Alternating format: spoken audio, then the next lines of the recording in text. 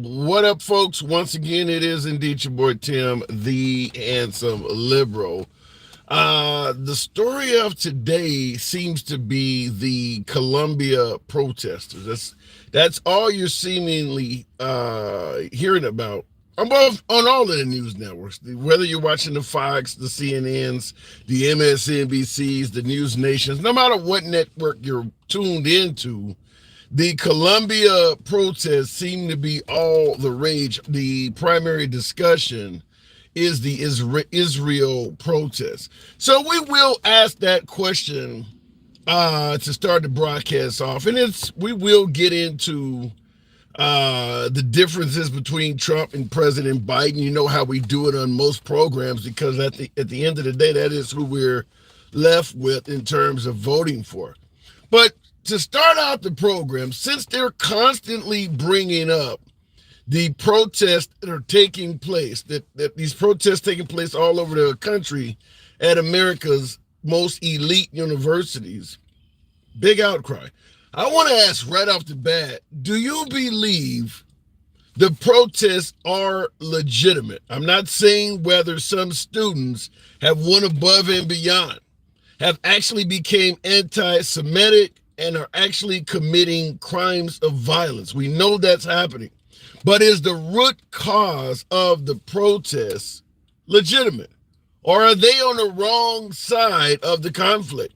In other words, has Israel gone too far in your opinion?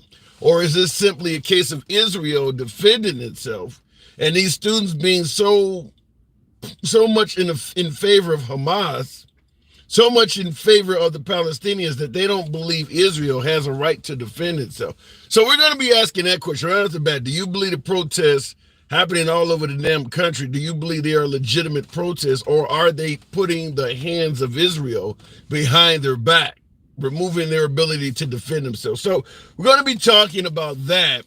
And as a side topic, as we always talk about politics on the program, I want to ask you folks a simple question. It doesn't matter if you lean left and you're likely to vote for Biden, or if you're conservative and you're likely to vote for Trump. What's wrong with the opposition? It is as simple as that. The question is, what's wrong with your political opposition? Meaning that if you are leaning left and likely to vote for Biden, what's so bad about Trump? Would the country really be that bad off if your political opposition actually got elected? And this question also applies to my beloved MAGA Trump supporters as well. If you're leaning right, conservative, if you're Republican and you're likely to vote for Trump, what's so wrong about President Biden? What is your biggest fear if Biden gets reelected? I mean, is it a case where, the opposing candidate won? Yeah, there'll be some policies we don't like, but at the end of the day, the country will be okay. Or do you believe that your opposing candidate is so bad for America, the country will be left in ruins, at least financially? So those are what we're going to be discussing today. Not as big of a news day, nothing really breaking. So we'll start it out. We'll move it on. Gregory, thank you for the heart and the bullseye. Appreciate that, Gregory, to start the program out. So asking right off the bat, is Israel going too far in its claims of self-defense? So you know how the program is ran. Now I'm on the backup account for TikTok. So it's going to make a difference in terms of audience size. We normally have multiples of the audience we have now, but we'll figure it out. We'll make it work for another couple days until the other account is back up and running. Program always will be MAGA friendly in its entirety. It's always been that way since day one. It always will be that way. MAGA are my preferred guests. Nevertheless, liberals are always welcome on the program as well. We don't block, ban, or censor anyone for their commentary. Whether or not you disagree with somebody in the comment section, or even yours truly, it doesn't matter. It's all about free speech here. So looking in the comments, will still struggle to feed my family with Biden, even with 2 jobs, says Colo.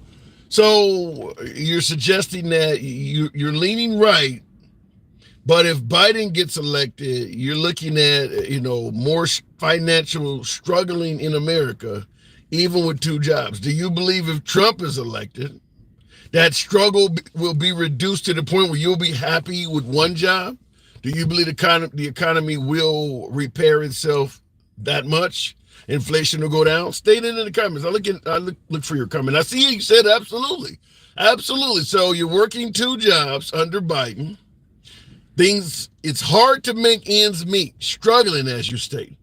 But if Trump is put in office, you'll be able to work 1 job and make ends meet. How can he? I'd be curious. What do you think he would do? I'm not saying that he can't do it, but I'd be curious. What do you believe Trump would do to improve the economy that much? I mean, that's a big improvement. You're going from struggling with 2 jobs to living comfortably with 1.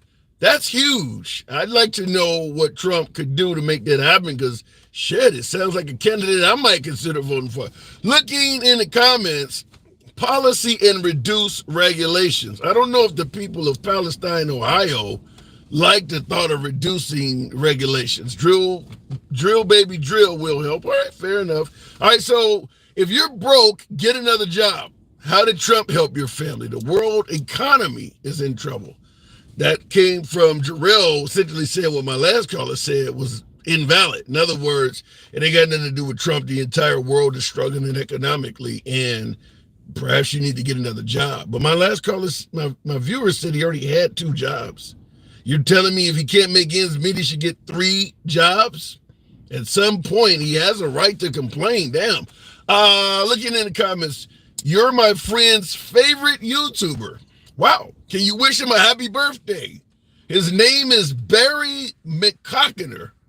There you go, Barry. Thank you for the accolade. So looking in the comment section, how are you supposed to work 3 jobs and be with your family?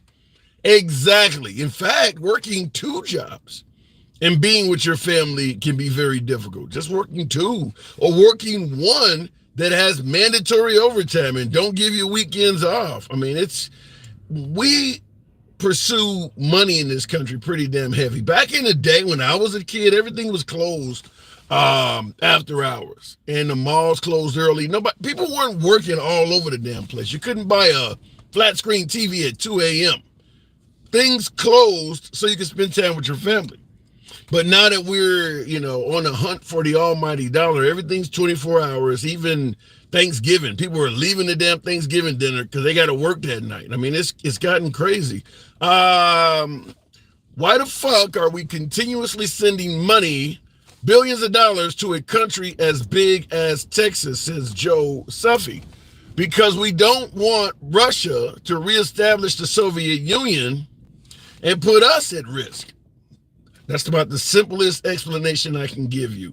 Now, I understand my beloved MAGA, my folks on the right, do not view Russia as much of a threat as the rest of the free world does. MAGA has a far more favorable view of Russia. The rest of the free world thinks Russia is a threat and totally supports continuing to help the Ukraine. So I don't know what MAGA is potentially seeing that everybody is not. And I'm not, when I say the rest of the free world, I mean all of our allies, Western Europe, Australia, you name it. They're all in favor of helping out the Ukraine. Liberals, progressives, Democrats, independents, traditional Republicans, they're all on the side that we should continue helping the Ukraine. MAGA is the only holdout that thinks that it is a bad idea. So I don't know. What is MAGA seeing? Ginger, good afternoon. Thank you. Starting to back up profile off right. Thank you, Ginger, for the beautiful graphic. I do appreciate that. So going to the box, FSU, what is so bad about the opposition? Depending on what side of the aisle you're on, what would be so bad if the other guy actually won? Do you think the country would really be that bad off? FSU, good afternoon. I feel like it's been a whole day since we talked. Say that again? No, I said it's been a whole day since we talked. Yeah. Well, I was on, I do the Sunday evening, so I was on last night. But I don't think we talked about this. If the opposition wins, I mean, now you lean left if I'm correct, right? I do, and I guess I get your question. So I think the way you look at it is, what's the next big issue that we'll have to tackle? I think Social Security is on the table. Obviously, women's rights, that's been kicked down to the states, and Okay. I think more than half of the country wants us to get back to a place where a woman didn't have to travel outside of her state to get health care. And then healthcare too. I think Obama had a good attempt to try to fix the healthcare issue. But wait, you said more than half the country wants to get away from a woman having to travel out of her state to get help. You're talking about abortion rights. I got a hell of a lot of female Republicans and female MAGA that tune in. You really think the number is that high? A lot of females still support Trump, still identify as MAGA or at the very least Republicans. There's a lot of women that are not probably agreeing with you. I mean, this isn't just a women's issue. I mean, there are men that are married to women. I think it's an issue for all of us.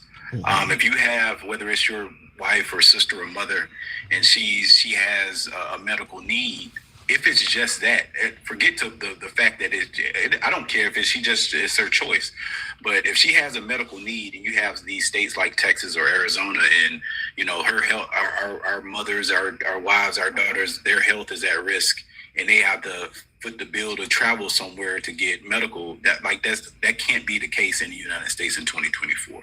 So let me ask it to you this way. Do you think when it comes down to abortion rights, do you think the individual state should have a say-so at all, or should it be a federal issue? I think, again, and I do lean liberal, but one of the things I like the most about the right is smaller government. And I do appreciate that, but there are some issues in our country that supersede a state issue. Education is one. Like, we have to be able to, regardless of what state you live in, what city, what county, what municipality, you need to be able to get a public education, because we all benefit from that. Healthcare is another example of that. And I think the women's right to choose, and this is a healthcare issue, and we can't have some citizens in some states that are able to get adequate health care, and some citizens in other states. Like, we're a weaker United States if that's the case. Yeah, but because when you mention some citizens, I got, like, in the comments right now, Big J says, "Dude, we have women choosing to feel safer with bears compared to men." And so. Yeah, I get. Yeah, do you believe the fact that it is these anti-abortion laws are predominantly coming from men? Is it a case of making us men look bad? I throw that out. I don't really care about that. Of course, listen, there are women, a fraction of women in our country that's been harmed, and then they probably won't get the be able to come back from that. So I think those are the women that's talking about picking bears over men and all that. I don't really want to go down that path. So yeah, it's kind of silly to me, but it does resonate with me. I understand. Again, I care a great deal about the women in my life, and I hope all the other men out there do the same. But this is a deal where you have women whose lives are at risk. And I mean, there are many cases, and I don't think Texas is a huge state. You shouldn't have to go to Florida or whatever the closest state is to get health care. That since Roe v. Wade has been kicked down to the states, that's an issue. You got, even in Alabama, women can't freeze their eggs anymore. Like, these are things that has happened since that's been kicked down to the states. And again, I think it was an extreme overcorrection. And I think let me give you a more controversial side of this. How do you respond to men? Because a lot of times we hear folks say, well, a man shouldn't have shit to do with what a woman does with her body. But how do you respond to men who say, if that is my child, knowing that if you have that child, by law, you can force me to be a participant in that child's life, at the very least financially, why should you be able to destroy the life of that child without any input from me at all? Do you believe men, as fathers of these children, should have some say-so in whether their child's life culminates? Do I believe men? And I'm saying, I guess I'm speaking from, should a woman have to consult with a man on whether or not she should have get a medical treatment or and before you answer that, I see Pep in the audience. She says, if you got a problem, then have that child your damn self. But go ahead. Listen, man. I think in an ideal world, when only people in healthy marriages and healthy people will having kids. But we all know, a lot of situations aren't like that. And no, ultimately, I think it's the woman's choice. This point blank period. I don't think I or any male or any non-physician should be consulted with whether a woman should go get medical treatment. And I think this falls under medical treatment. So no. Well, wait a minute. I get the liberal argument that abortion is health care, but I mean, let's be real. And I'm 100% pro-choice, by the way. I'm pro-choice, but let's be honest. Most abortions are women that decided for some reason simply not to have the child. Their health is not in danger. They were not raped. It's not a product of incest. It is a woman that's pregnant and decided, I don't want to be pregnant no more. So do you think there should be any limitation on abortion at all? And I see a few folks in the comments said that's not true. So you're telling me, go ahead. So I think these are procedures that's handled by physicians, right? Yeah. So yeah, I got you asking me personally. Me and my wife are in a great financial situation. We personally wouldn't ever have an abortion because ultimately we have the infrastructure and the family to support kids. Even if she came home today and said she was pregnant with 8 kids, but everybody I would have if we cared about kids from conception to death. Wouldn't have like if we don't have orphanages, but we have foster care systems that's really poor. People don't know if you got a person in foster care, their graduation rate is 50%. Their prison rate is high too. So basically, you put a kid out. If we had a system in place where we took care of our people, I wouldn't have an issues kind of ban it. But we don't have that. Right. And we're forcing these people into a world that's not going to be pleasant for them.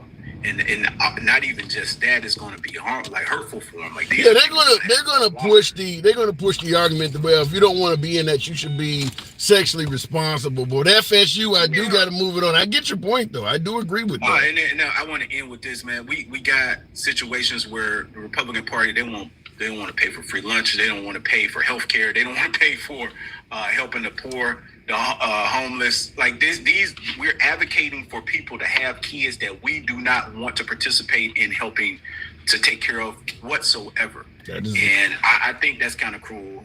And no, I think it's the women. The women will choose, man. So you guys look out, November. It's going to be a tough loss for the Republican Party and for the foreseeable future. All right. Well, we know where your vote is going to FSU. Appreciate you coming through. Looking in the comments real quick, David Klein on YouTube. Certainly, thank you for the first super chat of the day. Democrats are subhuman, says Davis Klein. Democrats are subhuman, and that's being generous.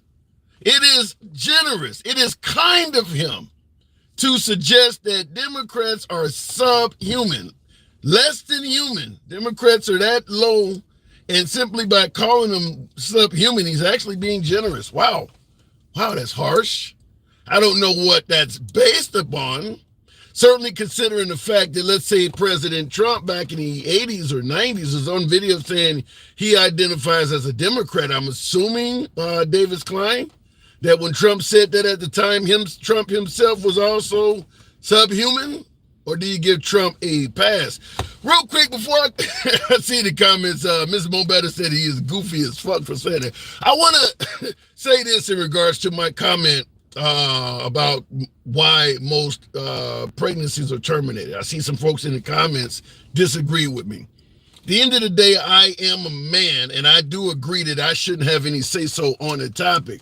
But I can have an opinion. I wouldn't get involved in trying to force a woman to do whatever she didn't want to do with her body. But my personal analysis is that most women know at least one other female that has had an abortion.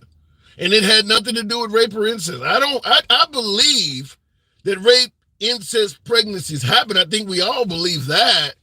But at the end of the day, that's not the reason behind most abortions. At least in my opinion, it's not. I think it's a woman had unprotected sex, what we normally call when a guy does it, call the guy being irresponsible. But a woman had sex without protection, got pregnant, and for some reason don't want to have a child. Maybe she's not in the father. Maybe the father's not in the life anymore. Maybe it's a financial issue where she's hurting for cash. It could be a host of things. It could be career related, where having a child is not the right time for her career. Now, all of these excuses are bullshit if a man does it, which is why I brought up, does a father's opinion matter? And I got hammered by the audience like, hell no, man doesn't have anything to say about it. So fair enough, but it could be a host of reasons. But I don't believe that I don't believe it's anywhere near even 50% of abortions being performed in America is because somebody was raped or a victim of incest or the mother's life is in jeopardy. I don't think it's even close to 50%. Most of those abortions is a woman that is deciding at this time, I don't want to be a mom, and is terminating the pregnancy. But some of you folks, like I think what is this, says Ezzy Trujillo in the comments, says, please do your research. I would like to look into that, because I don't want to be saying something that sounds ridiculous, and I see a lot of you folks are saying that. But I would like to know in the comments, what do you think is the primary reason, or what does your research suggest is the primary reason most women terminate pregnancies? Now, I see in the comments, someone said miscarriage. Well, miscarriage, isn't that the body already? I'm talking about terminating a pregnancy that is healthy. That is healthy. Not talking if it's a miscarriage, isn't it already gone? Okay, you guys are getting complicated. All right, looking in the comments, financial and stability of the relationship. Yeah.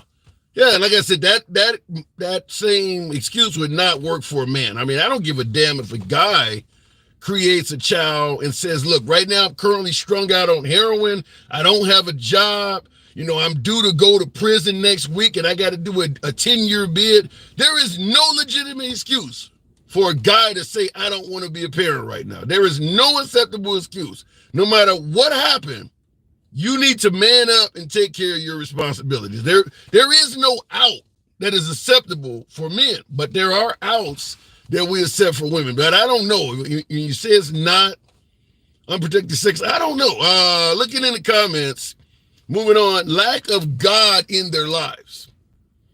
You know how many countries don't believe in Christianity? I don't think God has anything to do with it. But let me move the program on.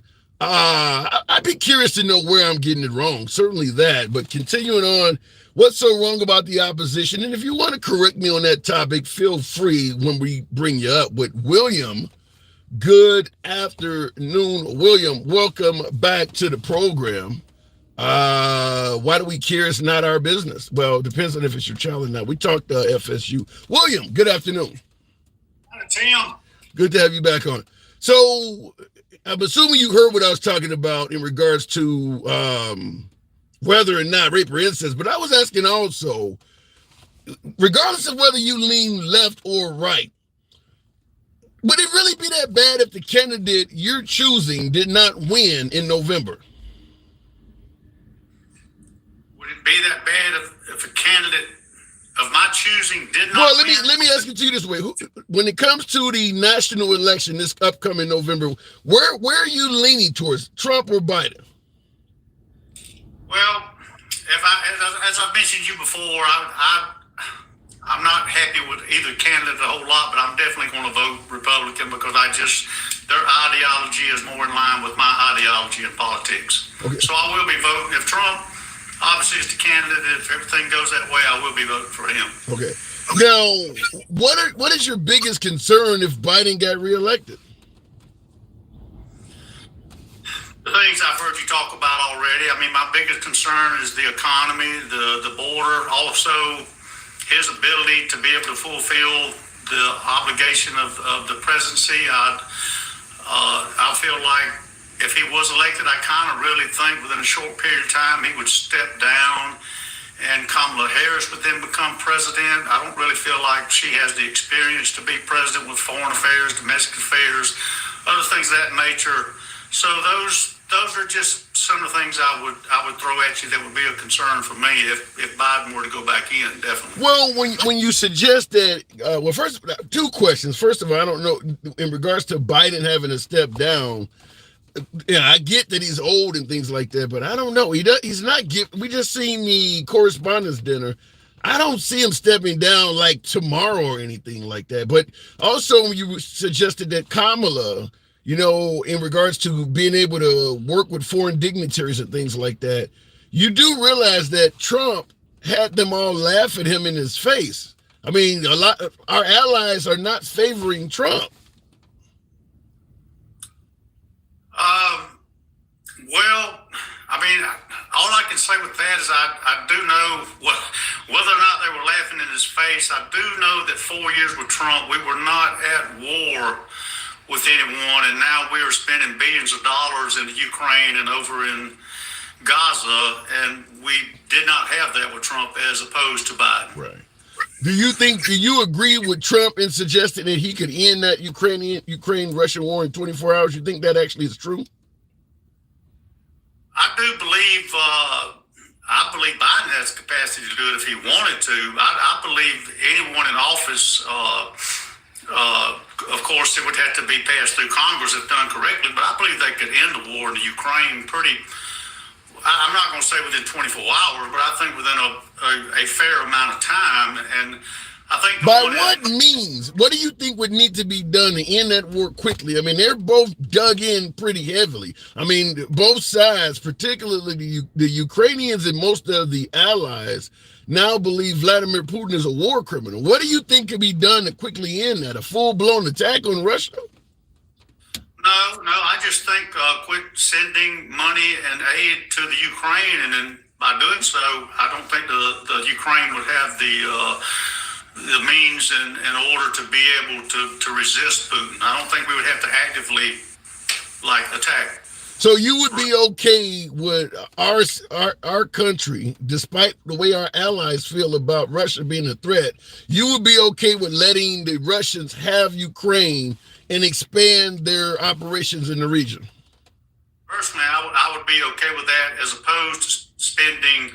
I think we've all sent at this point almost $100 billion to the Ukraine. That money could have been spent here on domestic issues here in the United States, spent in a much better way to take care of civilians of the United States as opposed to sending it to the Ukraine. So when I take that as an analysis, yes, I would prefer if Putin, if he did take over the Ukraine, that would be my choice, yes. Now, you do understand if, let's say, President Biden took your advice, worked with Congress, and took all of our aid back from the Ukraine, or did not give them any further aid, rather. And that exactly went down, as you stated, with Russia taking over the Ukraine, as most of us predict that's what would happen if we backed out, because it was starting to happen with this huge delay. How do you think that would make President Biden look if Vladimir Putin, if the Russians were able to seize a whole country under Biden's watch, gaining strength and power in that region? How do you think that would reflect on President Biden? Well, in my opinion, it would reflect that. I mean, it's just my opinion. You can say it. You can say it. Go ahead. Yeah, I mean, I think it would reflect that he's looking out more after the interest of the United States than being involved in a war that, it's almost kind of like a thing when we got in the 60s involved in Vietnam, and we suddenly realized, this is really a war that we don't need to be involved in, and it costs us a lot of men and women and a lot of money, and we really gain nothing from that. And I don't know if I would agree that a weaker Russia is not gaining something. Russia is losing a lot of blood and treasure constantly going after the Ukraine. 2 years of continuous war is obviously costing the Russians. It's affecting the national morale in that nation. They are losing something. That doesn't benefit America at all, in your opinion? And in the big picture, I don't see where it is, because I think when it's all said and done, Russia is still always going to be a big world power. They You know, I mean, they always have been, just like the U.S. and China, and now North Korea, countries like that. So I don't think I don't think even if Russia were to spend, $200 billion on a war or something like that, it's not going to cripple them as far as their military. I think they would still be considered a military might, somebody you would not want to trifle with. Yeah. But what about the notion that if the Ukrainians succumb to Russia, they now control all of the natural resources of Ukraine as well as their own, and that would affect the import-export market in Eastern Europe and with a lot of our allies. Now they're controlling fuel resources in the region, and they're doing all of that with a gripe towards the Western nations. I mean, you don't see how any of this could affect us at all if Russia gets control of all of the Ukrainian resources?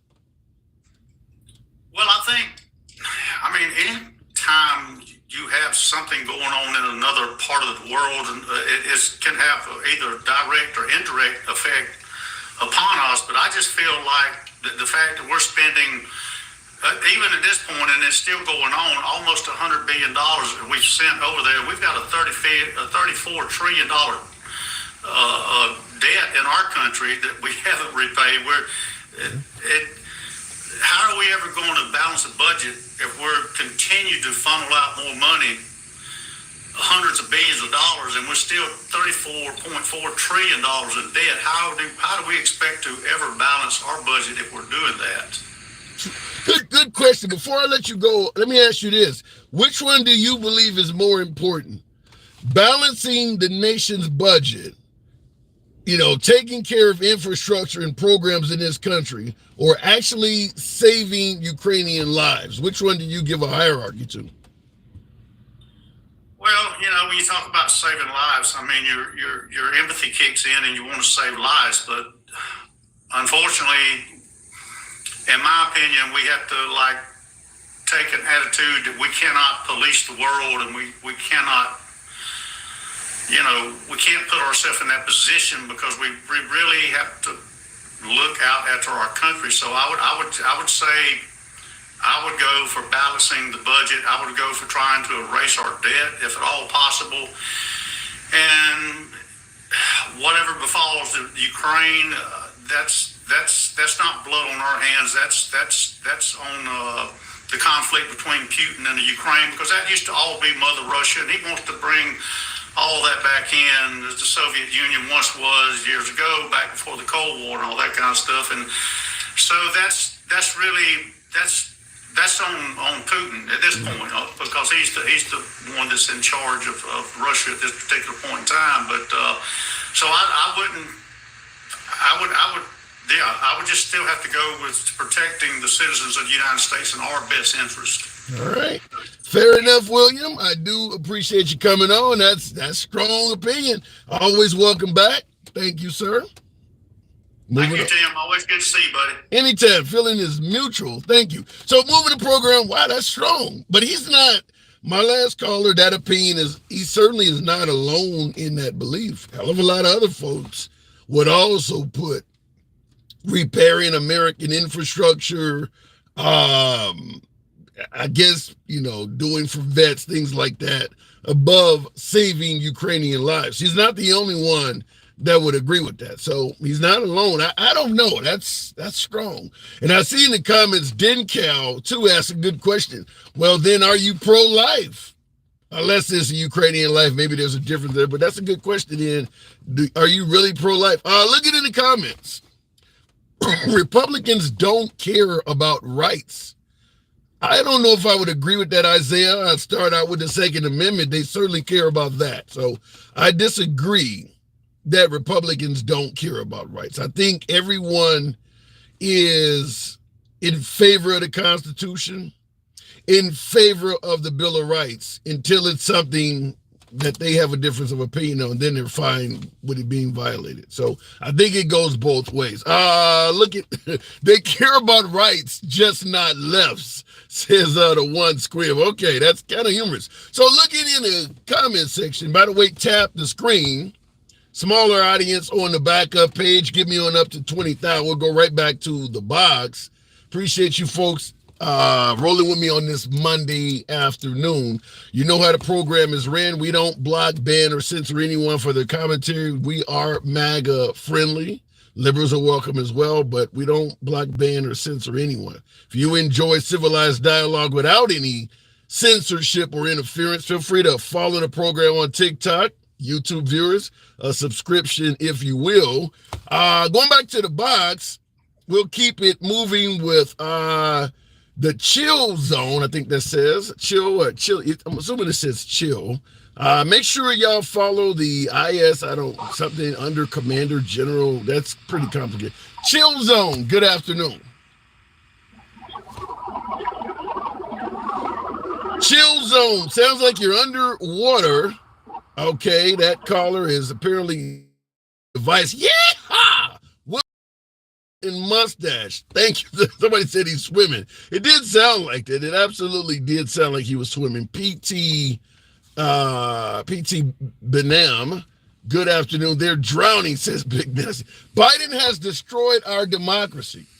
You believe America currently has you believe democracy in America is currently a thing of the past? PT, good afternoon. Hey, Tim, how's it going? It's going okay. You think Biden has destroyed our democracy? Saw that in the comments. No, I think Trump's trying to destroy the democracy. And listen, I got to go back to your last caller for a minute, not to call him out, but whenever I hear someone saying that they don't think we should be helping any other country like Ukraine or any other country, I think to myself, what if that was the attitude people had back during World War II and the U.S. got involved in that, and we had Nazi Germany and the death camps and all that, and what if people were saying, oh, hey, it doesn't impact us directly? They did. They did on a number of levels. Hitler actually benefited quite a bit from America and other countries saying, look, it ain't us. While Hitler was starting that war off, going into Poland and things like that, even after the war was over, when the Jewish folks were seeking asylum, as we're talking about now in our current political environment, we didn't let them in this country because we believe they were, so it did happen. But I know it did, but you have people that don't think that it happened, that they don't think America should have got involved in it. Can you imagine what the repercussions would have been had the U.S. not gotten involved? And now we have people, because of Republican propaganda, saying, oh, well, we shouldn't go help Ukraine. But if you look at our government, both sides of our government right now are saying, yes, we absolutely do have to go help them. But you have people now who are so numb to the impact of what this means when their own party is telling them, look, if we don't help them now, there's going to be hell to pay down the road when he goes up to Poland or some other country that is a close ally of the United States next, right? I don't understand what they don't get. And the thousands of people that have already been murdered over there and kids that are being kidnapped, they're talking about, and they're just saying, let's not help them. Well, let me give you a counterpoint. Let me play devil's advocate here, because MAGA is the group that primarily does not want to help the Ukraine. Let me ask it to you this way: is it possible that MAGA, after seeing what George W. Bush did, you got Colin Powell talking about they got weapons of mass destruction, and seeing how this country led us into a useless conflict, is it possible that MAGA may not believe what the government is saying now about the Ukraine? Yeah, no, hey, I totally get that. However, this isn't Iraq, and we're not talking about weapons of mass destruction in Iraq. We're talking about a heavily televised and reported on every news agency, both left and right.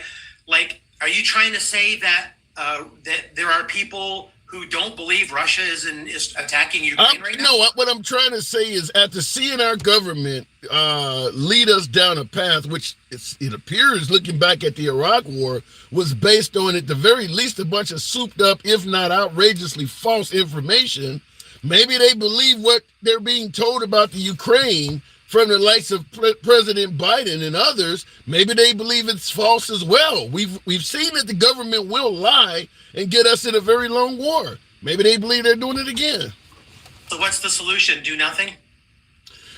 Not trust your government hold them to a higher account and wait and see. Perhaps I'm on your side. I do believe we should assist the Ukraine, but the devil's advocate in me, I kind of can see why folks may have a difference of opinion after what happened with Iraq and Afghanistan.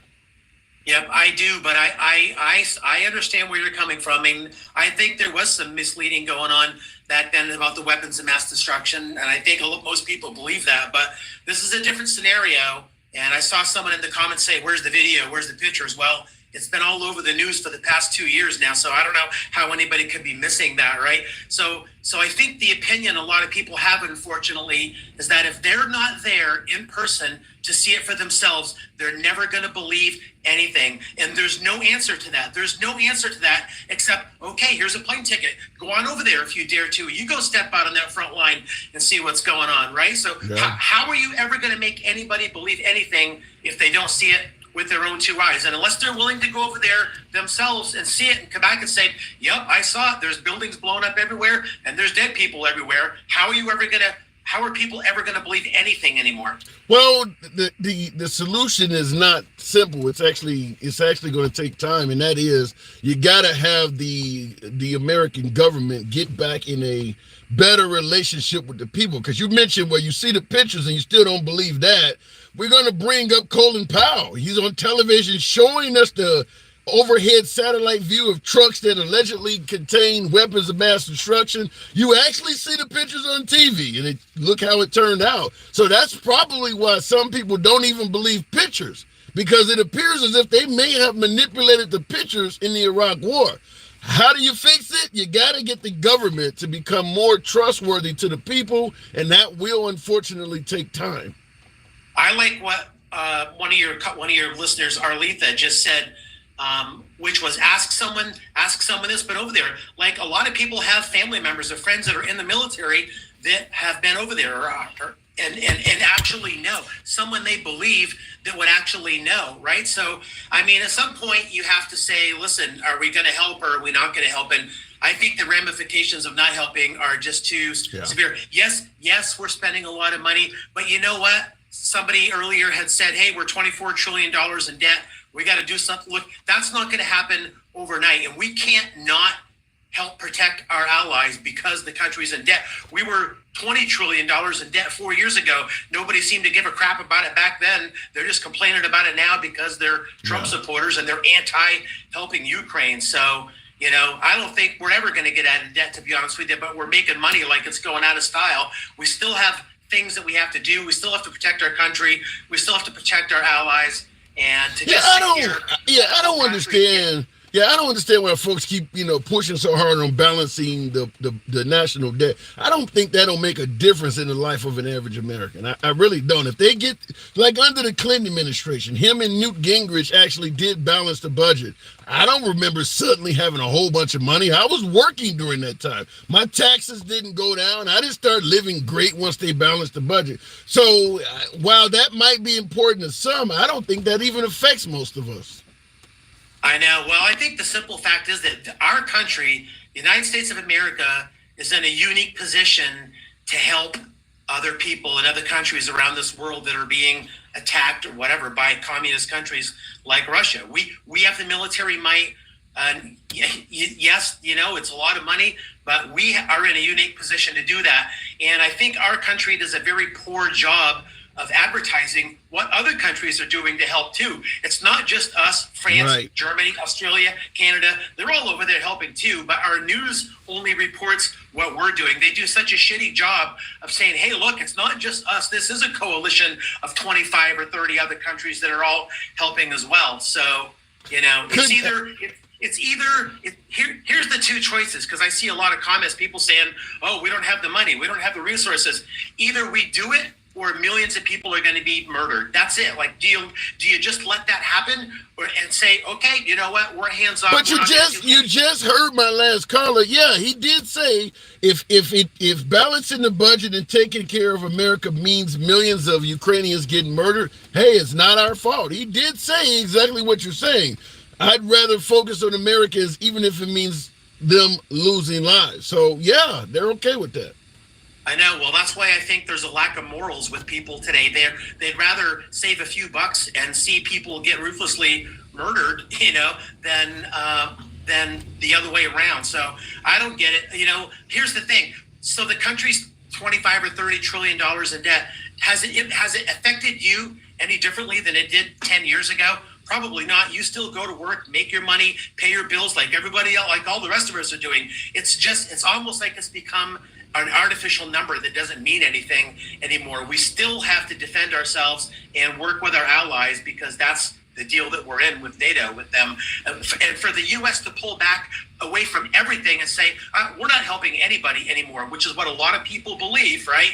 Then you isolate yourselves economically. It would just cause, I think, a crash of the world stock market. If the U.S. pulled back and said, we're not doing anything or helping anybody anymore, we're just going to look after ourselves, then there goes all your trade with all the other countries, Canada, Mexico, other countries around the world, because they're going to be like... It would certainly create some financial problems as well as make us not anywhere. We would lose our superpower status as well. But PT, I do got to move it on. You know how we do. Appreciate you coming in. Roger that. Thanks for the time. Anytime. Wanted to also acknowledge Sylvan Adair on YouTube. War is profit, and the media and algorithms are in on it. I agree with that. I absolutely agree that we profit from war. So this is from my MAGA side. And thank you for the shades, DJ Julio. Appreciate that. As always, DJ Julio shows the program some love. Yeah, war is profitable. I always bring up the late Tupac lyrics. You got money for war, but you can't feed the poor because you make profit off of war. You don't make profit off feeding the poor. So the powers that be would much rather invest in, a new batch of F-22s or put some money down on an aircraft carrier or something like that. You make money off of war. You don't make money off of helping out homeless and things like that. So it's probably going to be like that for the foreseeable future. Looking in the comments before I go back to the box. So do you support war, says Chris. I don't support an unnecessary war. But unlike MAGA, I'm on the side of everybody else. So when I say everybody else, I mean going from the far left progressives all the way up to traditional Republicans. Everyone on a political spectrum, with the exception of MAGA at the very end, believe that we should help out Ukraine. And I'm in that group. When Trump was being primaried by folks who had no chance to defeat him, the Nikki Haley's, the Chris Christians, Vivek, Ron DeSantis, Tim Scott, and all those folks, governor of North Dakota, they all said if they were president, they would support helping the Ukraine. So it's the amount of folks in this country politically that believe we should be helping Ukraine, it's that big. It is exclusively MAGA that has a difference of opinion. So going back to the box, we'll go straight to United We Stand was holding there. Good afternoon, United We Stand. What would be so wrong if the opposition won the nation's highest office? I mean, I don't know who you're voting for, United, but if the other guy won, would it really be that bad? I actually jumped on here because of the abortion conversation. Sure, go ahead. What did I get wrong? I know I got something wrong. You didn't get anything wrong, but I have something horribly controversial on this one. Sure. 1, I am conservative. 2, I am a Christian. 3, I am pro-life. Okay. And you're a woman. Excuse me, pro-choice. Pro-choice. Oh, you're pro-life. I am definitely pro-choice. You are a pro-choice Christian conservative. You don't hear that much. So no, you don't. You don't. So you believe the Republicans are getting this one wrong then? I think a lot of people get it wrong. For the simple fact that God put us on this earth to make our decisions, make our choices, choose between good and evil. Whether somebody gets an abortion or not, that is entirely between them, their family, their physician, and God. We have nowhere in the mix to be. It's horribly controversial opinion. How do you respond to folks on your side of the aisle that say we're not really banning women's rights, we're just giving it to the states?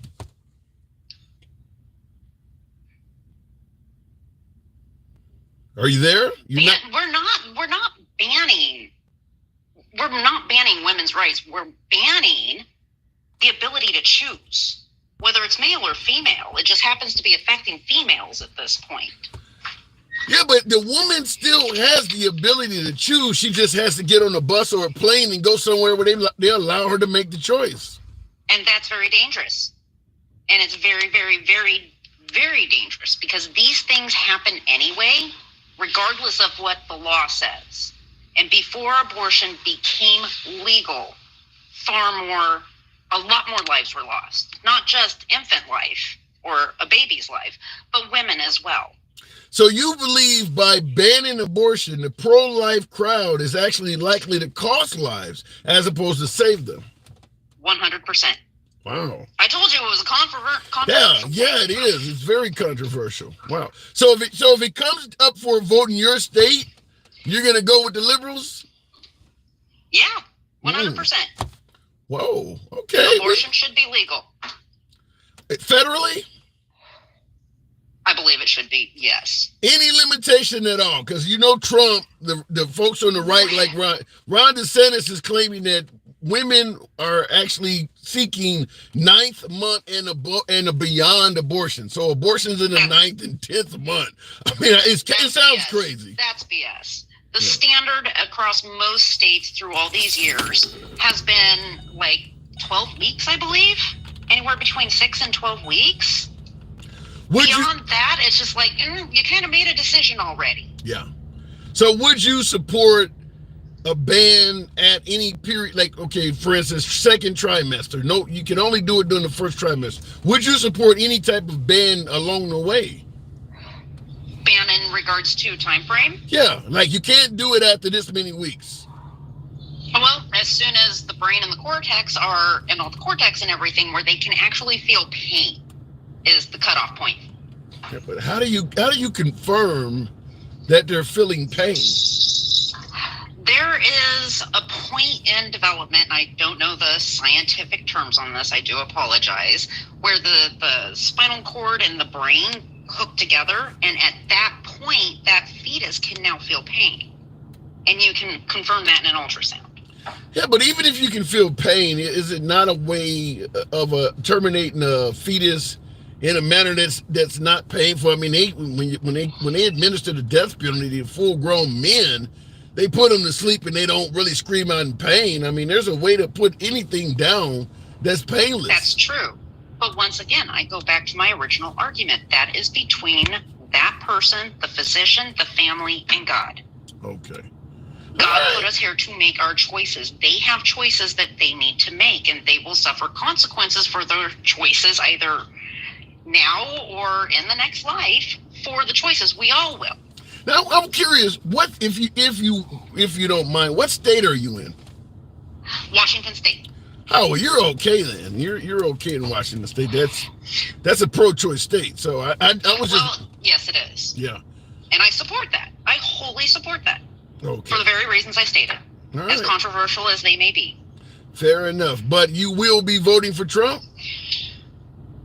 If it's between Biden and Trump, it's Trump. But if Kennedy shows up on the ballot, then I'm going with Kennedy. Kennedy, huh? So, Kennedy. Okay, all right. He's more moderate. Yeah, well, he's certainly more moderate than Trump. I don't deny that. In regards to what we were talking about on the Ukraine, do you agree with the right that we should leave them to their own devices? I do.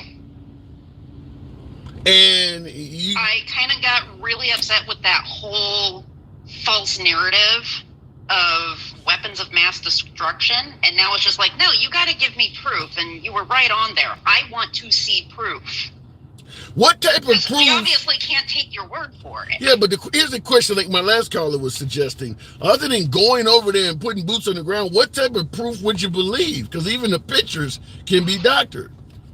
Well, I get that, but why aren't they letting the free press over there? Why don't we have more press over there covering this? Would you believe Live them? video. Would you? Well, there's plenty of video. There he is. I mean, I don't see some stuff on the dark web. That is. Oh, I don't go there. There's nothing good to be there. Yeah, I've seen lots of loss of life of Ukrainians, but would you believe the free press if you could put Lester Holt or some of these folks, David Muir on the ground over there recording footage, would you accept that? I would accept it from not a large media conglomerate that can be controlled. That is either wholly right or wholly left. I would like to see some independent reporting. Shit, that's got to be difficult. Though. You want somebody who you don't even recognize to give. I mean, you gonna trust somebody you don't even see, don't even know on TV? True. If they can back it up, absolutely. Why should the fact that they are or are not affiliated with one of these mainstream medias impact that ability? They can all do the same thing. Fair enough. And you can either back it up or not, but we need some sort of proof at this point, because we can't take their word for it. Fair enough. Just Okay. like the TikTok ban. It's really, they can't even tell us why it's a national security. We're trying to protect your data, yet our data is here. Well, the national security reason on TikTok, I think is pretty obvious. China is not an ally of the United States. They've done everything like reverse engineering. Absolutely not. Yeah, so that's the reason that the owner of TikTok, by their own government standard, they have to work with the communist government of China. So China has access to TikTok. That's the way their laws are set up. So the Chinese. So why are they letting them come into, including my state, and buy up farmland? That's a good question. Acres and acres and acres of farmland. I mean, this is kind of a double standard. Why would you kick TikTok out and not stop them from buying our agricultural land? Can't argue with that. That's a really, really good comeback, United. All right, I got to move it on. You win that. You certainly win that. Thank you. Appreciate you coming Always through. a pleasure. Anytime. Bye. Absolute. Feelings are the same. Take on YouTube. Fishing for fun. Once again, thank you. Fishing for fun. I plan on doing that this weekend. Good name, by the way. Why should we send supporting to Ukraine in the amounts of billions? We have no true reason to send this money when we could support those in need. Good question. There's two parts to that. First of all, why should we send billions to the Ukraine? Simple. Folks believe that an expanded, more powerful Russia is bad for the U.S. and our allies. In fact, all of our allies feel that a more powerful, expanded Russia is in the worst interest of NATO member nations. That's part of your question. The second half, why should we send money when we can support those in need? Because we have no desire in this country to support those in need. I've talked about this many times before. If the Ukrainians on their own were able to push Russia back out of their country and get their own import-export market back up to par, the money they made gave us financial compensation for every dime we helped them, gave us all of our money back. We would not do a damn thing for the poor with that money. It would not make a damn bit of difference in any of our lives. Because the Ukrainian-Russian war only began in February of 22, I believe it was. It's only been going on for a little bit over 2 years. Nobody was taking care of the poor before the Ukrainian war kicked off. Before the money was going over there. They weren't helping out poor Americans with it. So what makes you believe if you get the money back, they're going to do it now? We'll go right back to suggesting to anyone trying to divert taxpayer money to poor people.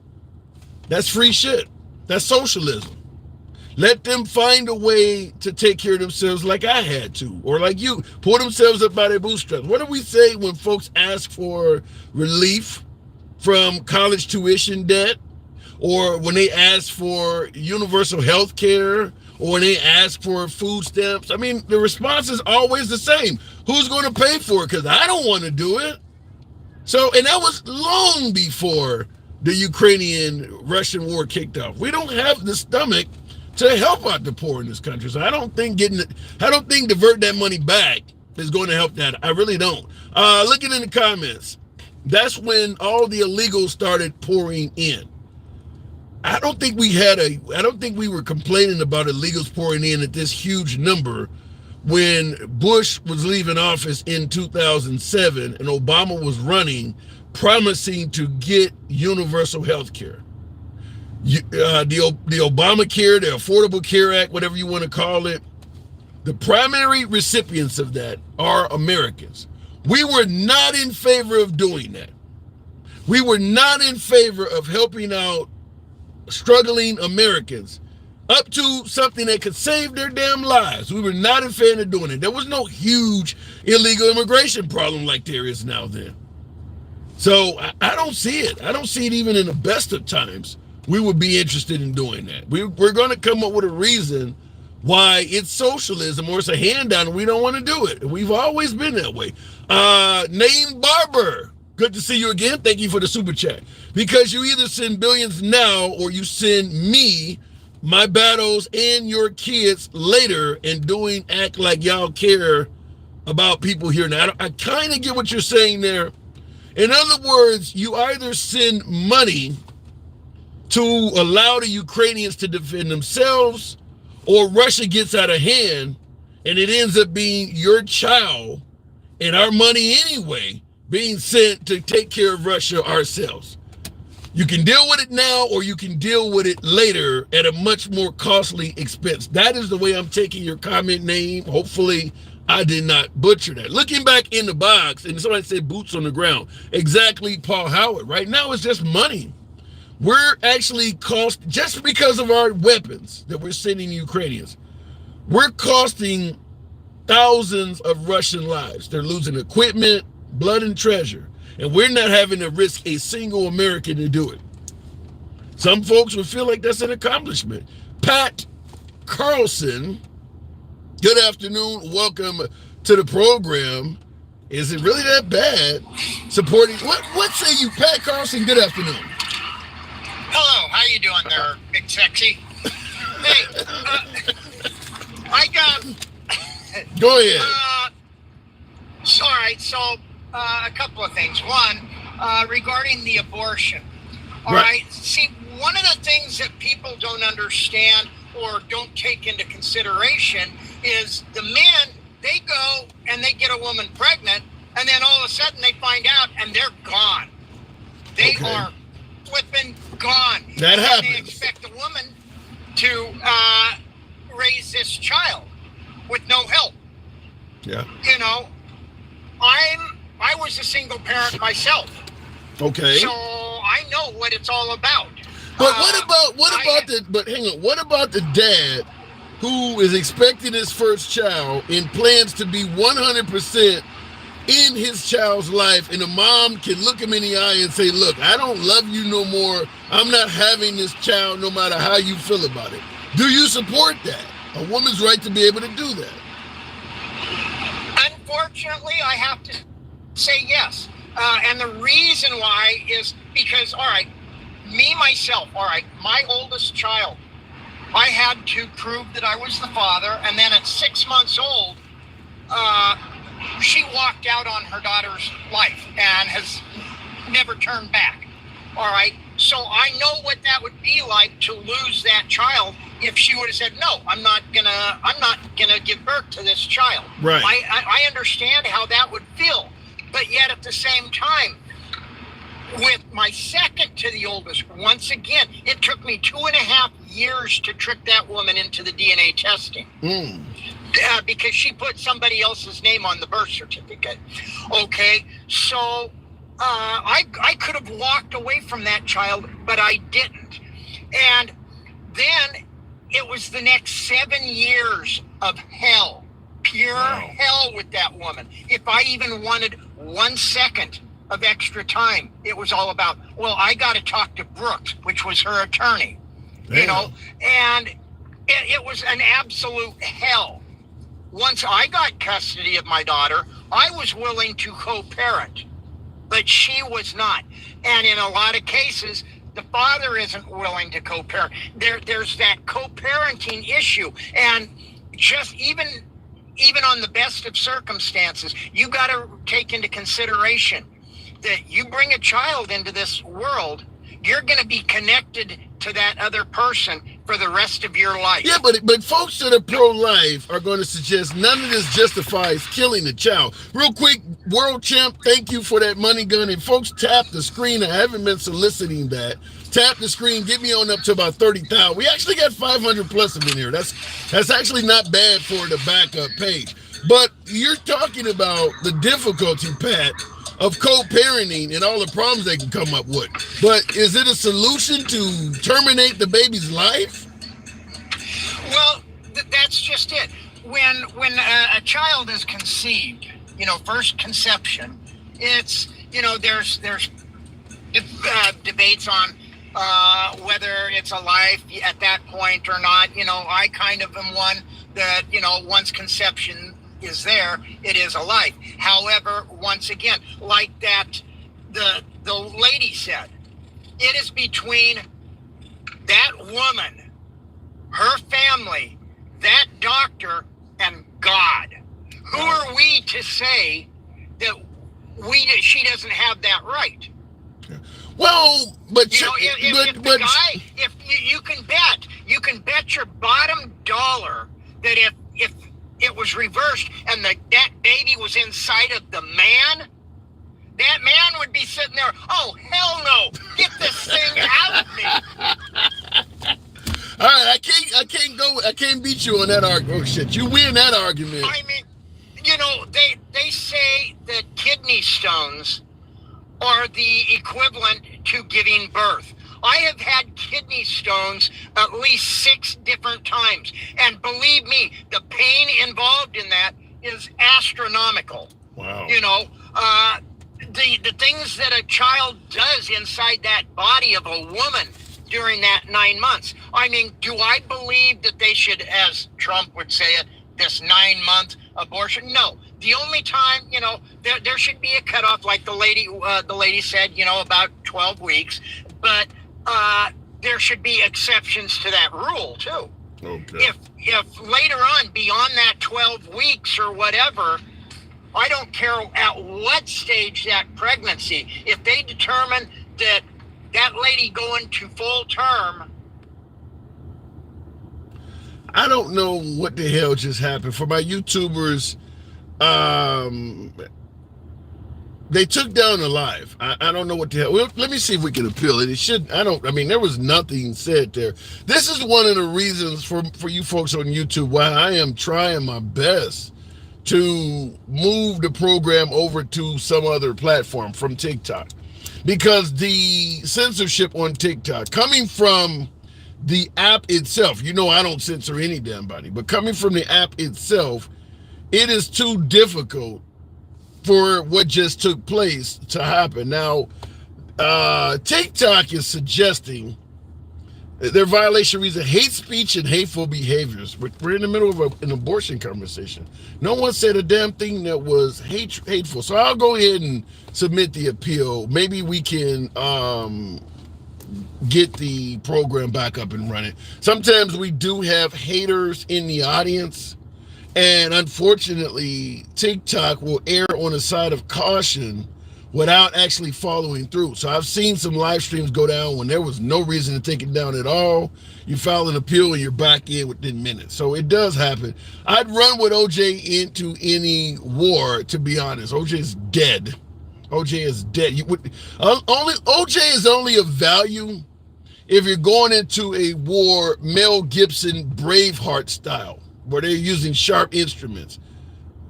They don't fight wars like that anymore. So Jay Simpson has no value. The man has to sign to get his name on the birth certificate at the hospital or go have it done afterwards. A woman can't just put a man's name on the birth certificate on her own. No, they can't. I do believe that is accurate. She has to either that or get him, I think, to show proof that, or notary or whatever to say it's his child. There is a process to it, but I don't know. The idea that you can basically tell a man his opinion on his own child don't matter. It is a valuable argument to come from guys. I'm pro-choice. But I can sympathize. You got a guy, say a guy is 40 years old, an older guy, like myself, an older guy, middle-aged guy that has no children, found out his girlfriend or fiance is pregnant, so he's eagerly anticipating the birth of his first child. and for some reason the relationship doesn't work out, or the woman just decides she doesn't want to become pregnant, maybe she gets a job and that particular career would be stunted by 9 months of pregnancy, just decides I don't want it anymore. And she can look that dude in the face and say, sorry, you're not going to be a father now. It is, I have to sympathize, even though I'm pro-choice, I have to sympathize. It can be hard on the men. We don't really, we say a man should not have any say-so in it. I get it, but that's got to be rough on the guy. Marcus Stanley says TikTok is dirty. It will take you down without telling you why. Let me see what happened, because that did happen now. That is what we're dealing with right now, why I'm not on TikTok. Let's see what took place. Looks like we did win the appeal, so I don't know why we went down in the first place, but we are back up on TikTok live. It will take a moment for the amount of folks to filter back in, but we are live on that platform as well now. So it probably was haters doing what haters do. The appeal was won, and we'll see what happens. While the program begins filtering in on TikTok, I appreciate you folks that are coming back. Gen X, we got to set your interview capabilities up with YT.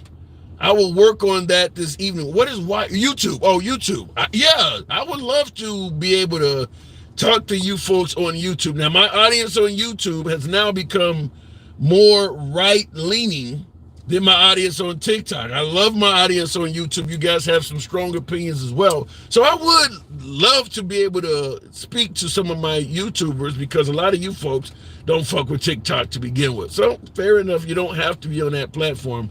I would love to be able to speak to you here. She can say it's the man's child, put his name on a certificate without him signing the certificate. Yeah, but I don't think it depends on the state. But until you officially establish paternity, I don't know if you can go after the guy for any type of support. You can put his name on a birth certificate, but if you're trying to go after the guy, I do believe most states now require you have to establish paternity to some degree. I mean, you can't just have a kid and put Trump's name on a birth certificate and start going after Trump for child support, can you? No. You got to prove that this is the father. You got to establish paternity to some degree. So I don't know if it just works like that. All right, we are now on TikTok. We'll wait till folks filter back into the box and bring up another caller, but I don't know why. I don't think anything was said of significance for the program to go down like that, but we filed an appeal and we're back up on TikTok. What are we talking about, Andy? First of all, we got into the abortion debate because some folks are suggesting that maybe the right got it wrong. I had a conservative Republican, God-fearing Republican from Washington State that was pro-choice. That was different. But we got into some pretty interesting opinions on that, and whether the man has a right to say anything about the termination of his own child. You're taking that man's child from him. Shouldn't he have some say-so or another? Some people have a different opinion on that. Good afternoon to the one and only Andy. Now, your state recently had a candidate and you're in the red state, Alabama. Yeah! DJ Julio, thank you. Welcome back. You believe the Republicans have gotten it really wrong on abortion. Am I correct? Well, it's not just me. A lot of women. Like I said, that district just went blue. Alabama tried to say an egg was a human, a frozen embryo in a building. Like that's they're trying to establish that it's a person the minute of conception. But the reality is that pregnancy is dangerous. Yeah. I mean, we forget that. Even a healthy pregnancy under the best circumstances is still dangerous as hell. Yeah. And I don't see that men sacrifice anything on that front. Their lives aren't on the line when a woman gives birth. Just our lives are on the line.